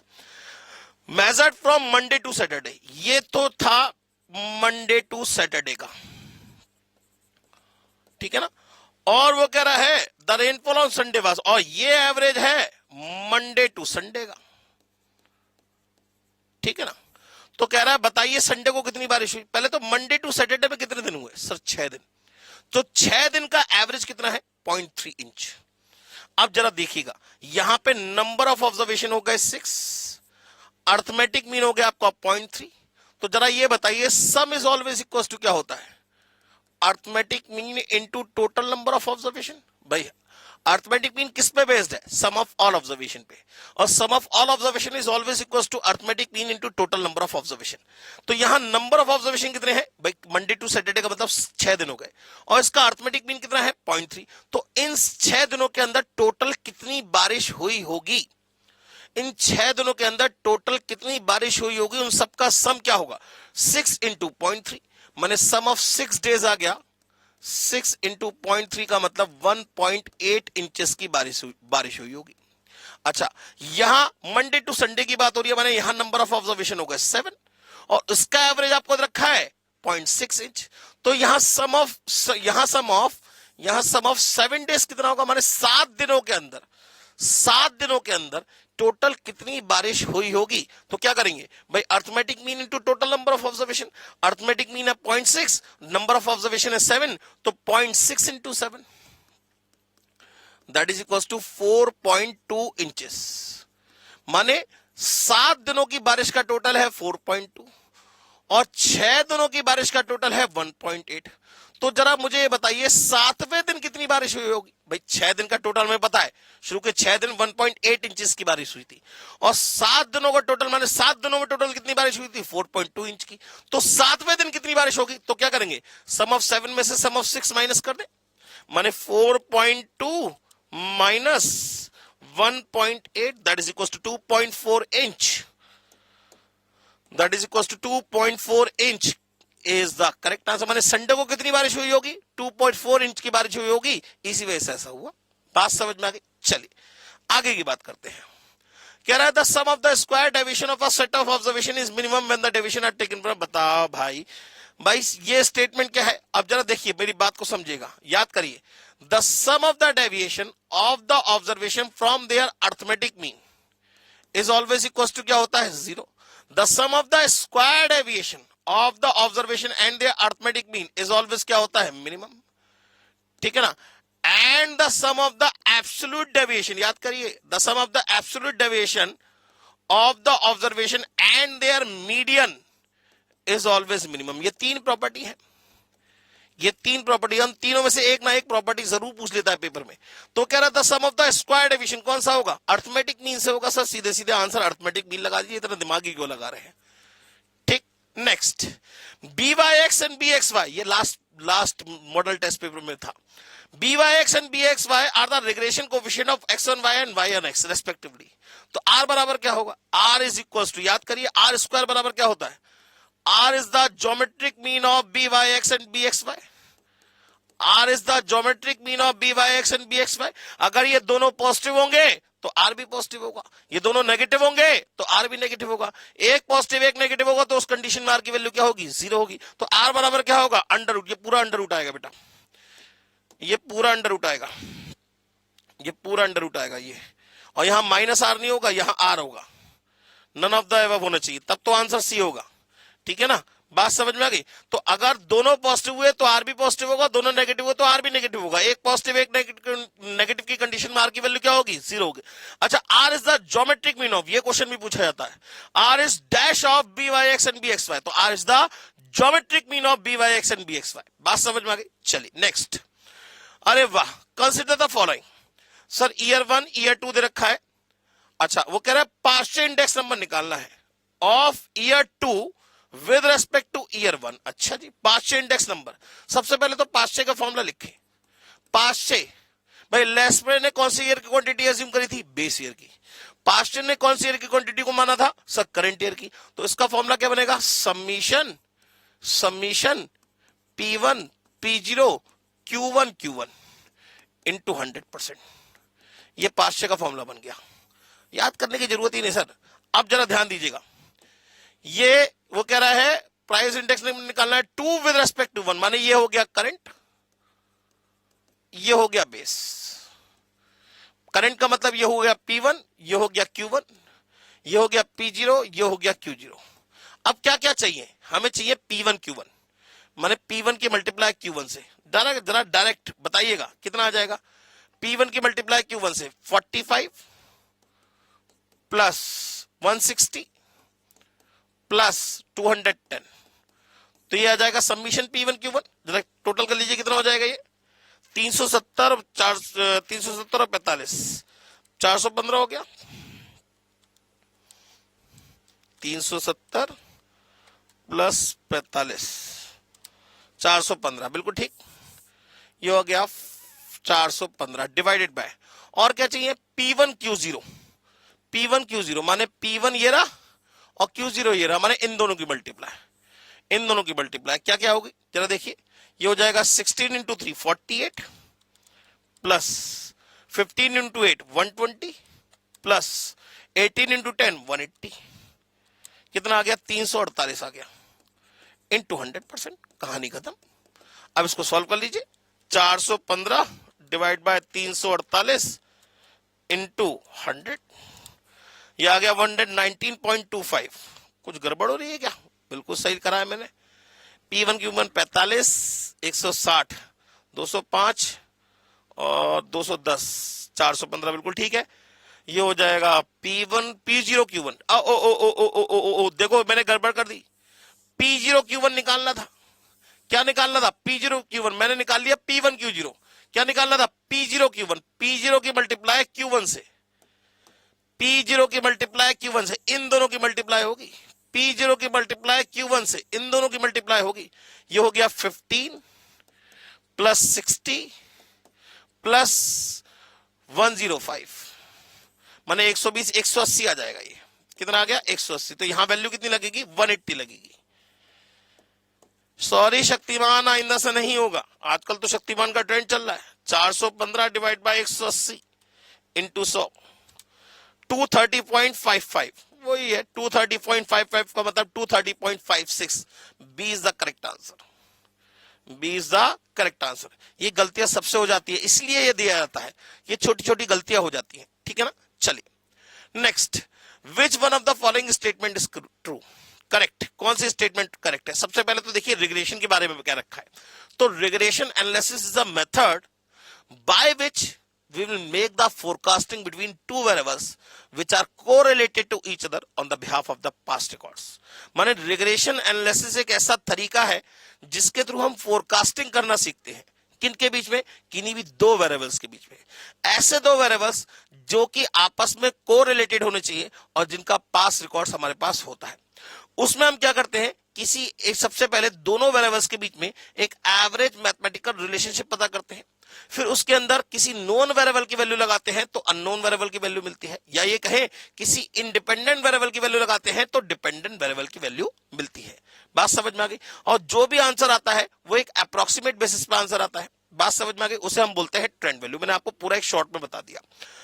अब वो कह रहा है पहला option, regression equation predicts maximum probable values of one variable for specified values of other variable. नहीं, regression and equation predicts most likely values of one variable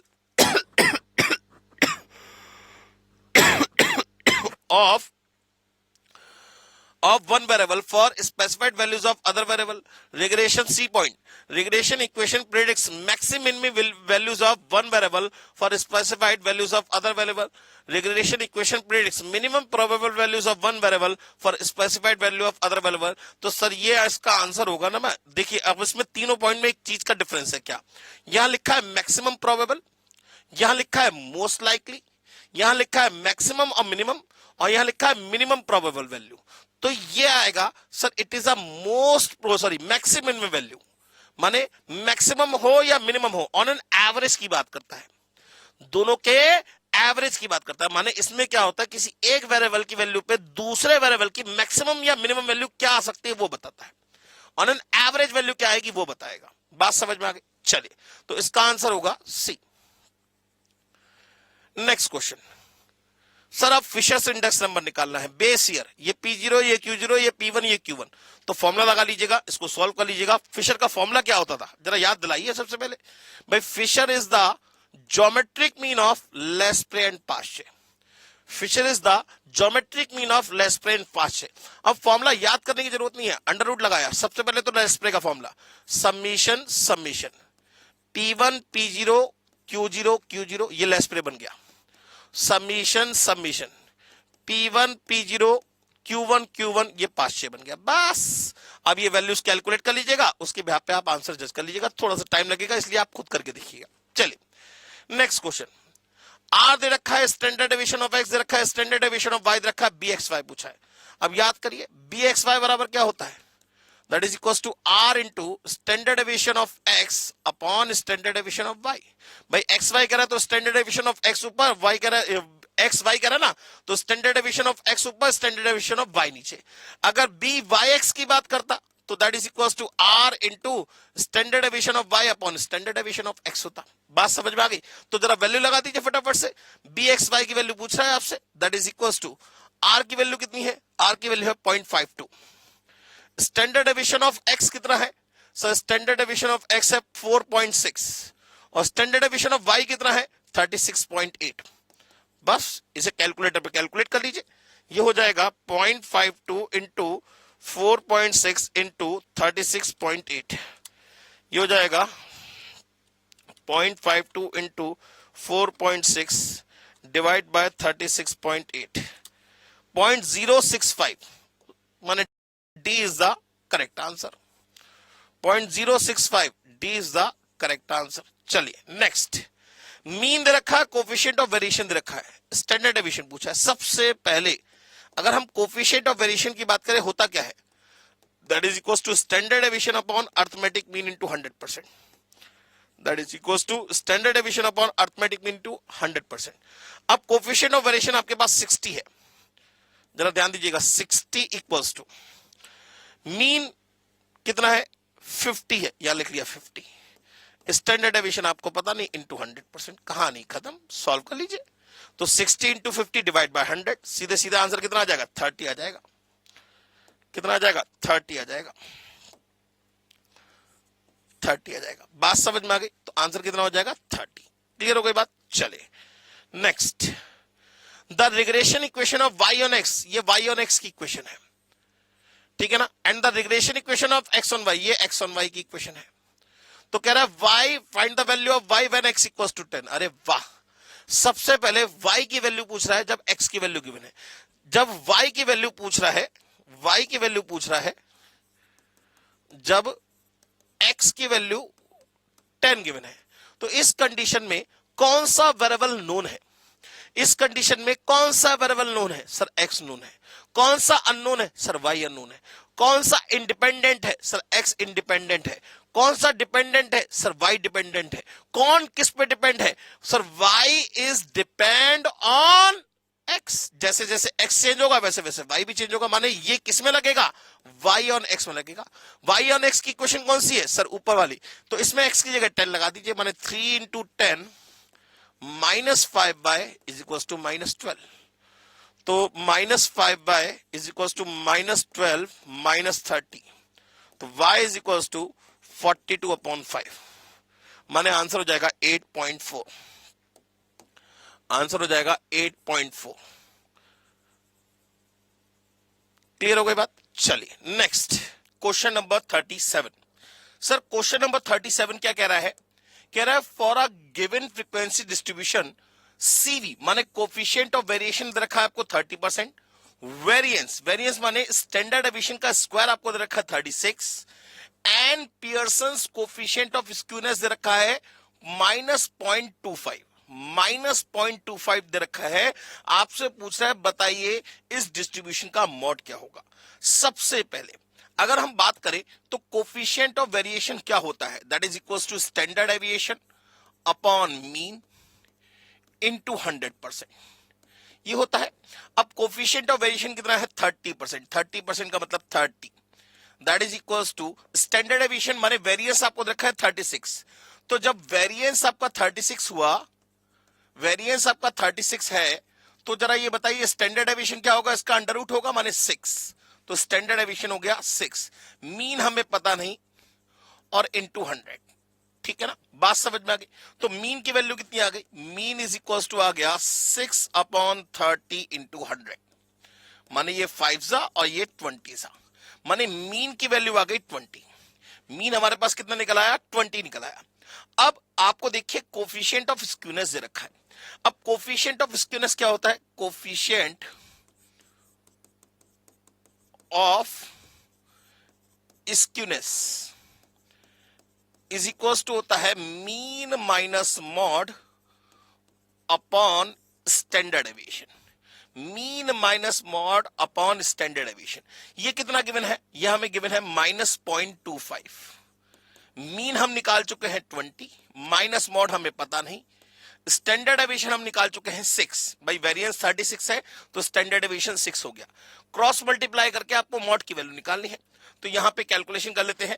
mod is equal to कितना हो जाएगा, दैट इज इक्वल टू, पहले तो 6 की multiply 0.25 से करेंगे, तो 0.25 इंटू 6 करेंगे, ये आ गया 1.5, और ये 20 में से माइनस हो जाएगा, 20 में प्लस हो जाएगा, 20 प्लस 1.5, क्योंकि नेगेटिव है ना, जब इधर जाएगा तो पॉजिटिव हो जाएगा। तो मॉड की वैल्यू कितनी आ गई, 21.5। मॉड की वैल्यू कितनी आ गई, 21.5, माने C is the correct answer. C is the correct answer. बात समझ में आ गई। अब देखिए यहां पे बेसिकली दो क्वेश्चन का मिक्सअप किया गया। सबसे पहले आपसे कोफिशिएंट ऑफ वेरिएशन के बारे में पूछा गया ताकि आप ये जान सके कि कोफिशिएंट और वेरिएशन क्या होता है, और उसके बाद आपसे स्क्यूनेस के बिहाफ पे बात की गई, तब आपसे मॉड की कैलकुलेशन पूछी गई। बात समझ में आ गई। चलिए नेक्स्ट क्वेश्चन दे रखा है कि वेरिएंस ऑफ एक्स आपका 2.25 है, वेरिएंस ऑफ वाई 1 है, covariance of x and y is 0.9, आपसे आर की वैल्यू पूछी है। तो दोस्तों याद करिए, अगर हम बात करें कार्ल पियर्सन मेथड की, तो कार्ल पियर्सन मेथड में थोड़ा सा रब करना पड़ेगा मेरे को। कार्ल पियर्सन मेथड में आर इज इक्वल टू क्या होता है, covariance of X Y upon standard deviation of X into standard deviation of Y. अब आपको कोवेरिएंस ऑफ एक्स वाई कितना गिवन है, 0.9 upon standard deviation of X, तो variance of X आपके पास है, variance is the square of standard deviation, तो under root of 2.25 into variance of Y 1 है, तो अंडर रूट ऑफ 1 क्या हो जाएगा, स्टैंडर्ड डेविएशन ऑफ वाई हो जाएगा। तो अंडर रूट ऑफ 1 क्या होता है, 1 होता है, और 2.25 का अंडर रूट निकालेंगे तो 1.5 आएगा, माने कुल मिला के 0.9 डिवाइड बाय 1.5 हो जाएगा।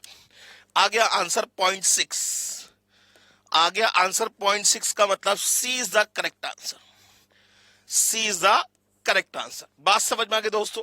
चलिए अब दोस्तों हम लोग बात करते हैं इसके बाद इसके नेक्स्ट क्वेश्चन की, which is question number 39। Question number 39 कह रहा है the value of the correlation coefficient lies between -1 to +1। भाई अगर हम नेगेटिव कोरिलेशन की बात करें, नेगेटिव कोरिलेशन की बात करें तो आर की वैल्यू -1 टू 0 लाई करती है, ठीक है ना। पॉजिटिव कोरिलेशन की बात करें तो आर की वैल्यू 0 टू 1 लाई करती है, और अगर टोटल कोरिलेशन कोएफिशिएंट की बात करें तो -1 टू +1 बोथ इंक्लूसिव।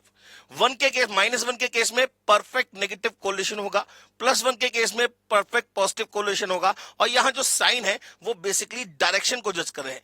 प्लस का साइन माने दोनों वेरिएबल्स सेम डायरेक्शन मूव कर रहे हैं, और माइनस साइन का मतलब हो गया कि दोनों वेरिएबल्स अपोजिट डायरेक्शन मूव कर रहे हैं। तो कोएफिशिएंट ऑफ कोरिलेशन कहां से कहां के बीच में लाई करता है, -1 टू +1, माने B is the correct answer, B is the correct answer. Next y equals to 3x plus 30, mean of x is 20, mean of y पूछ रहा है। अब सबसे पहले मीन का मतलब हुआ सेंट्रल वैल्यू से।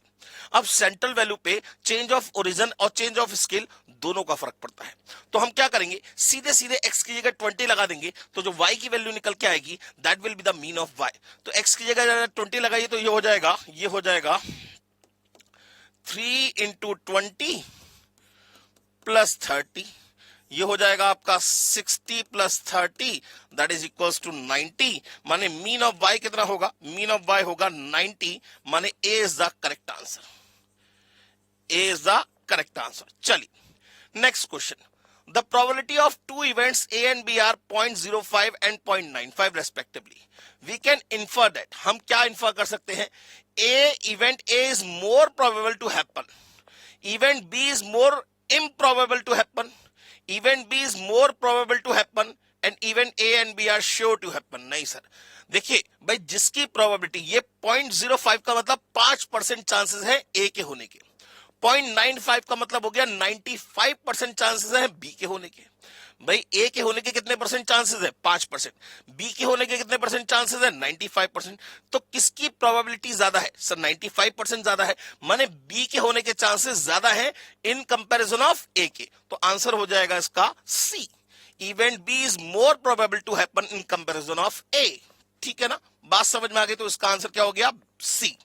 नेक्स्ट कह रहा है a bag contains 30 balls from 1 to 30, one ball is drawn at random. सबसे पहले एक बैग के अंदर बहुत सारी बॉल्स पड़ी हुई हैं, बहुत सारी बॉल्स पड़ी हुई हैं। ये जो बॉल्स पड़ी हुई हैं इसमें नंबर पड़ा है 1 टू 30 तक का, ये जो नंबर इसमें बॉल्स हैं, उस बॉल पे 1 से लेके 30 तक के नंबर पड़े हैं। वो कह रहा है 1 ball is drawn at random, इसमें से एक बॉल निकाली गई। देखिए जब तक एक बॉल निकाली जाएगी तब तक आपको कॉम्बिनेशन लगाने की जरूरत नहीं है, लेकिन जब एक से ज्यादा बॉल निकाली जाती है तो उस कंडीशन में आपको कॉम्बिनेशन लगाना ही पड़ेगा, ठीक है ना। The probability that the number of the drawn ball will be multiple of 3 और 7, तो probability that it is multiple of 3 और 7, और का मतलब क्या होता है, यूनियन से होता है, और probability of A union B क्या होता है, that is equal to probability of A plus probability of B minus probability of A intersection B, माने डिवाइडेड बाय कर दे। सबसे पहले तो टोटल की बात करें तो टोटल कितनी बॉल्स है, 30 बॉल्स। अब सबसे पहले बात करेंगे मल्टीपल ऑफ 3। भाई 1 से लेकर 30 में कितने नंबर ऐसे होंगे जो 3 से मल्टीपल होंगे, 10। भाई 30 डिवाइड बाय 3 कर दीजिए, 10 मल्टीपल होंगे। अच्छा 1 से लेकर 30 के केस में कितने ऐसे नंबर होंगे जो 7 से मल्टीपल होंगे, तो 30 डिवाइड बाय 7 करिए, आएगा 4 पॉइंट वाला पार्ट छोड़ दीजिए। 4 ही नंबर ऐसे होंगे जो एग्जैक्टली 7 से डिवाइड हो जाएंगे या 7 के मल्टीपल होंगे। भाई 7 1 जा 7, 7 2 जा 14, 7 3 जा 21, 7 4 जा 28। ये हो गया प्रोबेबिलिटी ऑफ ए, ये हो गया प्रोबेबिलिटी ऑफ बी। अब माइनस करेंगे probability of A intersection B, माने वो नंबर्स जो 3 से भी डिवाइड हो जाए, 3 का भी मल्टीपल हो और 7 का भी मल्टीपल हो, माने 3 7 जा 21 का मल्टीपल हो। तो कैसे कितने नंबर होंगे, सिर्फ एक ही नंबर होगा तो -1, तो ये हो जाएगा 38 - 1 यहां 4 आएगा, सॉरी यहां 4 है, 4 सो 10 और 4 14 - 1 13, 13 upon 30 is the correct answer, 13 upon 30 is the correct answer. माने इसका आंसर क्या हो गया, बी हो गया। इसका आंसर क्या हो गया, बी हो गया। मैंने बोला यहाँ पे 4 ही था लेकिन लिख दिया था 28, ठीक है ना। तो 4 नंबर ऐसे होंगे जो 7 से डिवाइड हो जाएंगे, 10 नंबर ऐसे होंगे जो 3 से डिवाइड हो जाएंगे, और एक नंबर ऐसा होगा जो 3 और 7 दोनों का मल्टीपल होगा, विच इज 21, ठीक है ना। तो 10 + 4 - 1 13 upon 30 is the correct answer, माने B is the correct answer. Next question number 43। Sir ये कह रहा है in IPL Kolkata Knight Riders play 70% of their games at night, ठीक है ना, एंड 30% ड्यूरिंग द डे, ठीक है। माने अगर हम बात करें तो जो क्रिकेट गेम्स होते हैं इसको ऐसे कर लेते हैं, थोड़ा सा इजी हो जाएगा ये। क्रिकेट गेम्स में 2 हो गए, एक तो डे मैच हो गया और एक नाइट मैच हो गया। डे में कितने मैचेस होते हैं, 70% जो होते हैं वो उसमें होते हैं नाइट में, सॉरी 70% नाइट में होते हैं और 30% डे में होते हैं। 70% नाइट में होते हैं और 30% डे में होते हैं। The team wins 50% of their night games, ये जो है इसमें से 50% ये विन करते हैं और 50% क्या करते होंगे, लूज करते होंगे। 50% विन करते हैं और 50% क्या करते होंगे, लूज करते होंगे। And 90% of their day matches, और इसमें से विन करते हैं 90% और लूज करते हैं 10%, ठीक है ना, लूज करते हैं 10%। अब ये क्या कह रहा है, वो कह रहा है according today's newspaper they won yesterday, ठीक है ना, the probability that the game was played at 9, ठीक है ना। वो कह रहा है, एक second, the team win 50% of their night game and 90% of their day game according to today's newspaper they won yesterday. They won yesterday माने वो मैच जीत गए, वो मैच जीत गए। वो कह रहा है the probability that the game was played at night, जो प्रोबेबिलिटी बताइए कि वो नाइट में मैच जीते हो, वो नाइट में मैच जीते हो। तो पहले तो अगर हम बात करें तो पहला केस यहां पे है कि विन द मैच, वो मैच जीत जाए, और दूसरा केस है प्लेड एट नाइट, वो मैच किसमें हुआ हो, नाइट में हुआ हो। अब आपसे किसकी प्रोबेबिलिटी पूछ रहा है, probability of B upon A, माने probability of B when A has already occur, माने ये पहले से पता है कि वो मैच जीत चुके हैं और वो मैच किस में होना चाहिए, नाइट में होना चाहिए। भाई जो बात पहले गिवन है वो पहले हैपन होगी, जो बात बाद में गिवन है वो बाद में हैपन होगी। अब दैट इज इक्वल टू क्या होगा, probability of A intersection B upon probability of A. अब प्रोबेबिलिटी ऑफ ए इंटरसेक्शन की बी का मतलब मैच भी जीत जाए और वो मैच नाइट में भी हो, मैच भी जीत जाए और वो मैच नाइट में भी हो। इस बात की प्रोबेबिलिटी कितनी होगी, 50%। किसका, 70 का 50%। 70 का 50%। बात समझ में आई या नहीं भाई? नाइट में मैच होने की प्रोबेबिलिटी कितनी है? 70%। और विन कर जाए इसकी प्रोबेबिलिटी कितनी है? सॉरी, लूज की हो गई ये बात तो ना। विन कर जाए इसकी प्रोबेबिलिटी कितनी है? 50%। तो ये हो जाएगा 70% into 50% upon probability of A. Probability of A माने वो मैच जीत जाए, अब चाहे वो डे में हो चाहे वो नाइट में हो। तो पहले तो डे में विन करने के चांसेस कितने होंगे? 30% इंटू 90%। 30% इंटू 90%, ये डे की विनिंग हो गई, प्लस 70% इंटू 50%, ये नाइट की विनिंग हो गई। बस इसको सॉल्व कर लीजिए तो ये हो जाएगा 0.35 डिवाइडेड बाय, ये हो जाएगा 0.27 plus 0.35, that is equals to 0.35 divided by 0.62 माने 35 upon 62। 35 divided by 62, 0.5645। 0.5645, B is the correct answer. 0.5645 का मतलब B is the correct answer. Clear हो गई बात? चलिए next question number 44। Question number 44 कह रहा है 4 coin are tossed, the probability that there are 2 heads. सबसे पहले जब 4 कॉइन को टॉस करा जाएगा तो कितने केसेस बनेंगे? सर 16 केसेस बनेंगे। अब वो 16 केसेस बनाने के लिए पहले आपको 3 वाले केसेस बनाने पड़ेंगे, और 3 बनाने के लिए हमें पहले 2 वाले केसेस बनाने पड़ेंगे। तो यहां लिख लिया head head, head tail, tail head, tail tail. फिर एक बार और उतार लेंगे head head, head tail, tail head, tail tail. एक बार रुक जाइए, दोबारा से लिखता हूं जरा साफ साफ, थोड़ी जगह कम है।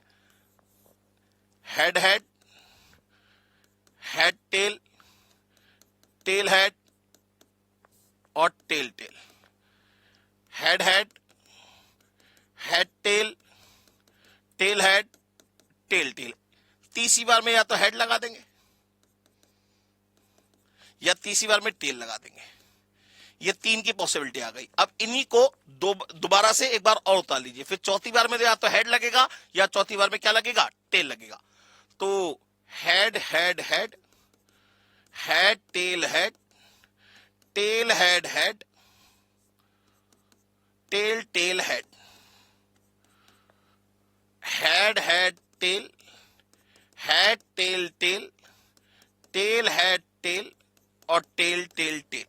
चौथी बार में या तो हेड लगा दीजिए, माने हेड हेड हेड और हेड, हेड हेड हेड और हेड, या फिर चौथी बार में टेल लगा दीजिए, tail tail tail tail tail tail tail और टेल।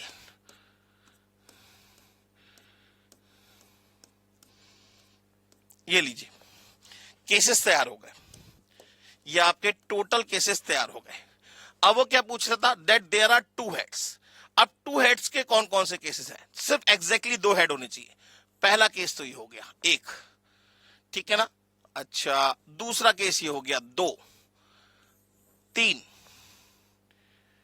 4, 5, 6, बस 6 केसेस बने। कितने में से? 16 में से। तो प्रोबेबिलिटी कितनी हो जाएगी? प्रोबेबिलिटी कितनी हो जाएगी एग्जैक्टली 2 हेड्स की? एग्जैक्टली 2 हेड्स की प्रोबेबिलिटी कितनी हो जाएगी? 6/16 माने 3/8। 6/16 का मतलब कितना हो जाएगा? 3/8 माने कौन सा आंसर ठीक होगा? B is the correct answer. B is the correct answer. बात समझ में आ गई दोस्तों? चलिए नेक्स्ट क्वेश्चन नंबर 45।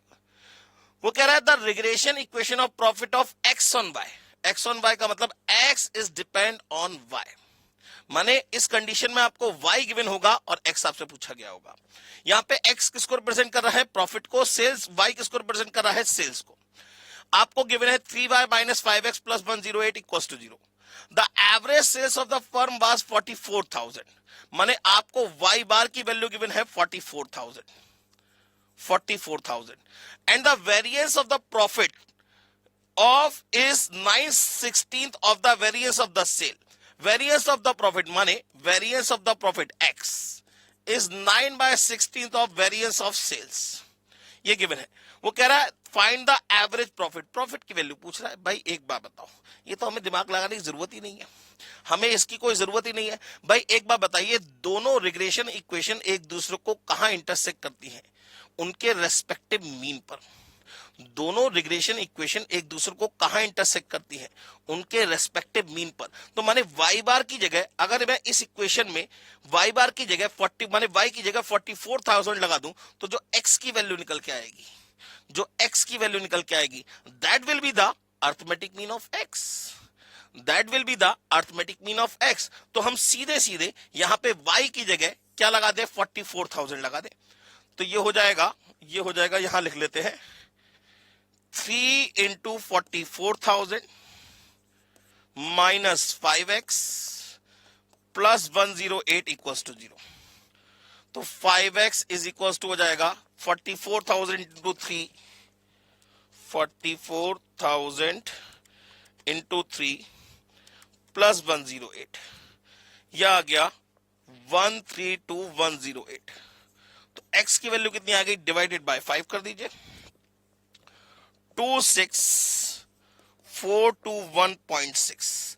ये x नहीं निकला, that will be the arithmetic mean of x। ये क्या कहलाएगा? Arithmetic mean of x 26,421.6। C is the correct answer, C is the correct answer. भाई दोनों line of regression x on y and y on x कहां intersect करती हैं? अपने arithmetic mean पर। तो आपको एक का अर्थमेटिक मीन गिवन है, वो आप सीधे सीधे रिग्रेशन इक्वेशन में पुट कर दीजिए, तो जो दूसरे वेरिएबल की वैल्यू निकल के आएगी वो क्या होगी? Surely arithmetic mean of second variable होगा। बात समझ में आ गई? ठीक है ना? चलिए next, what is the chance of getting a king in a draw of 52 cards? अरे भाई 52 कार्ड्स के अंदर कितने किंग होते हैं? 4 किंग्स होते हैं। प्रोबेबिलिटी कितनी होगी? 4/52। प्रोबेबिलिटी कितनी होगी? 4/52। 4/52 का मतलब आ गया 1/13।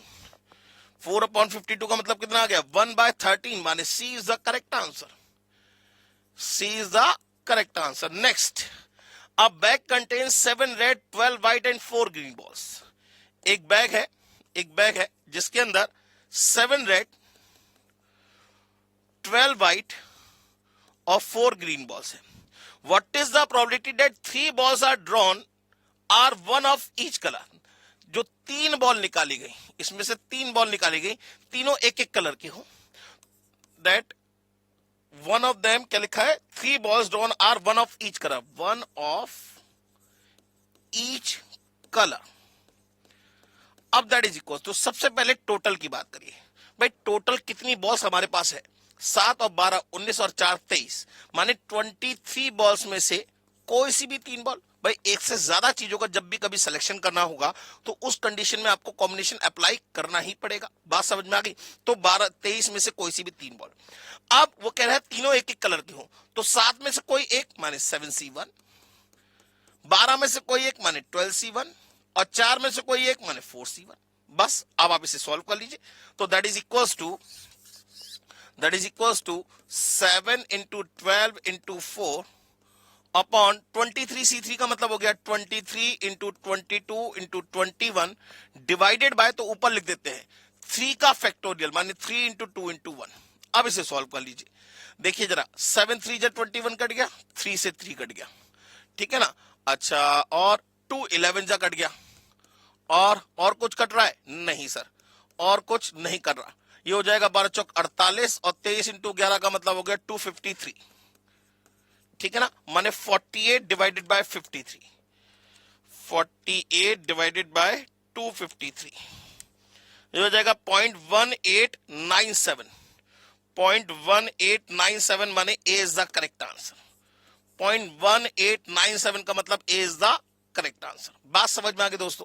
क्लियर हो गई बात? चलिए नेक्स्ट क्वेश्चन की बात करते हैं। कह रहा है a petrol pump proprietor sells on an average 80,000 worth of petrol on rainy day and average of 95,000 on clear day.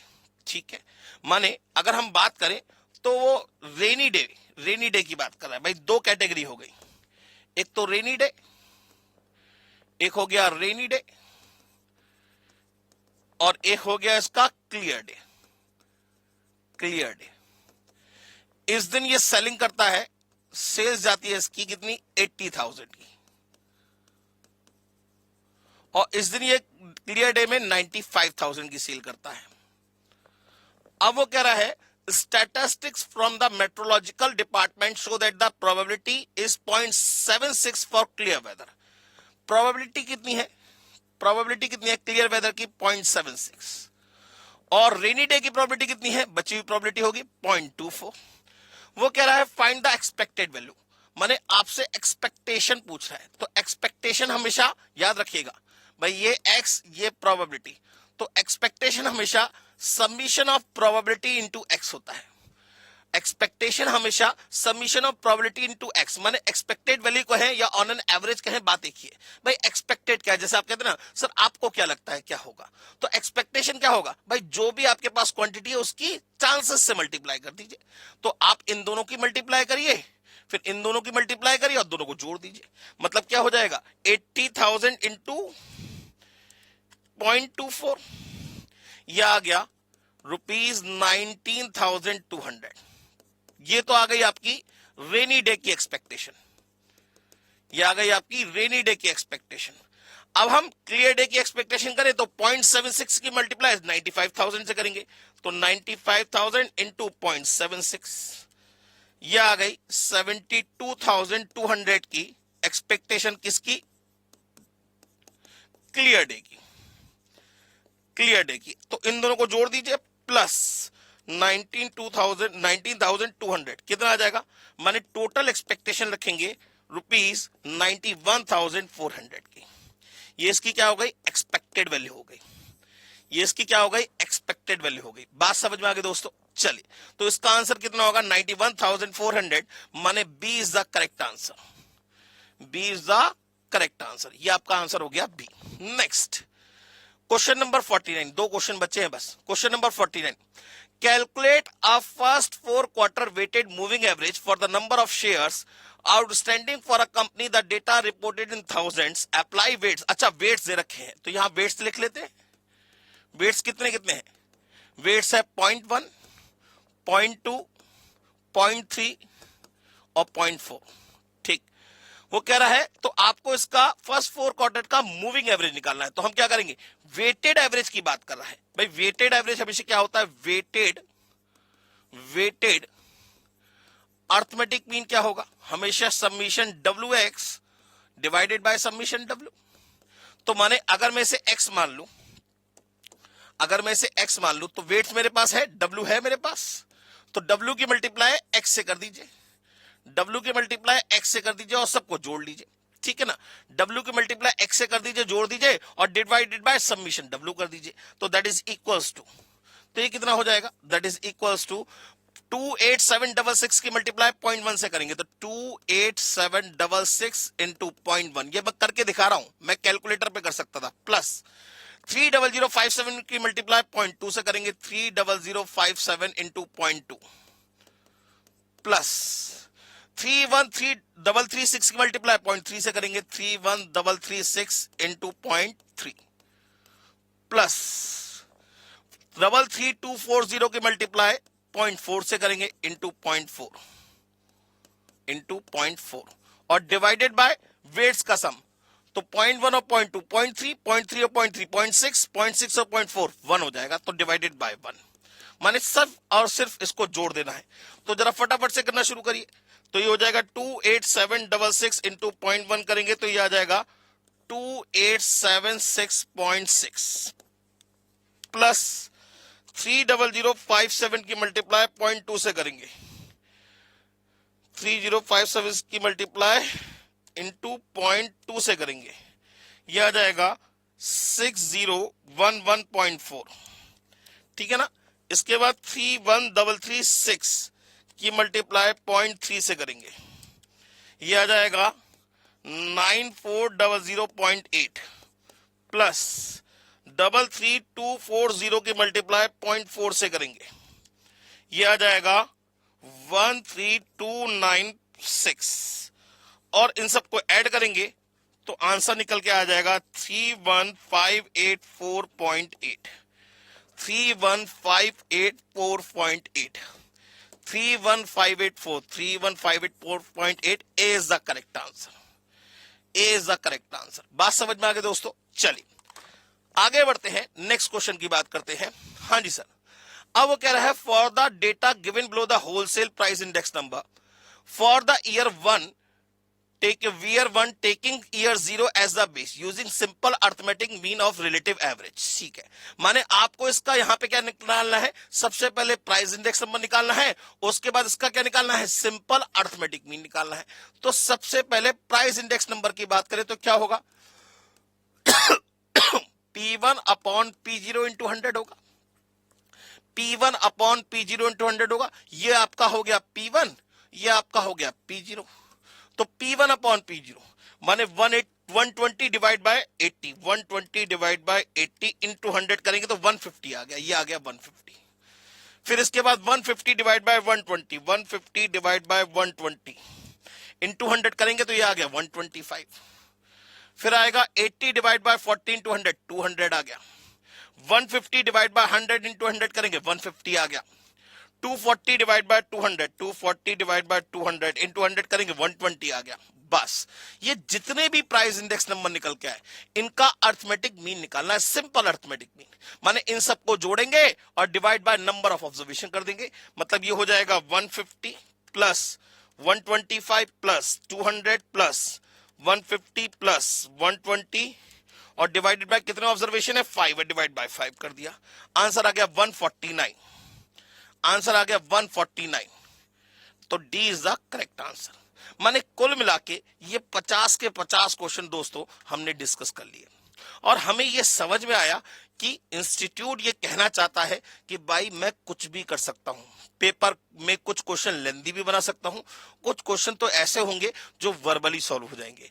लेकिन इस मॉडल क्वेश्चन पेपर की बात करें तो आप ये बिल्कुल मत सोचिएगा कि बिल्कुल पेपर आपका एग्जैक्टली इन्हीं क्वेश्चंस में से आएगा। हाँ, क्वेश्चन का पैटर्न या क्वेश्चन के कॉन्सेप्ट जरूर सेम हो सकते हैं, लेकिन एग्जैक्टली सेम क्वेश्चन आ जाए ऐसा कोई जरूर नहीं।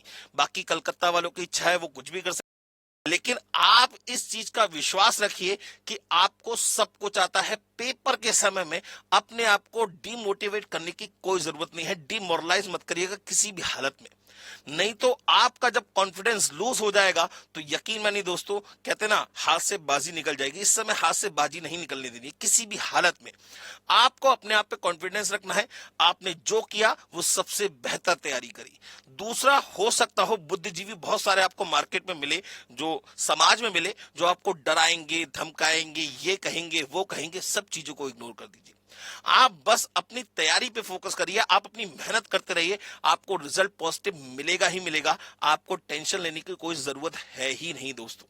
चलिए ठीक है ना, अब मिलते हैं दोस्तों नेक्स्ट किसी लेक्चर में जिसमें हम कुछ नया डिस्कस करेंगे।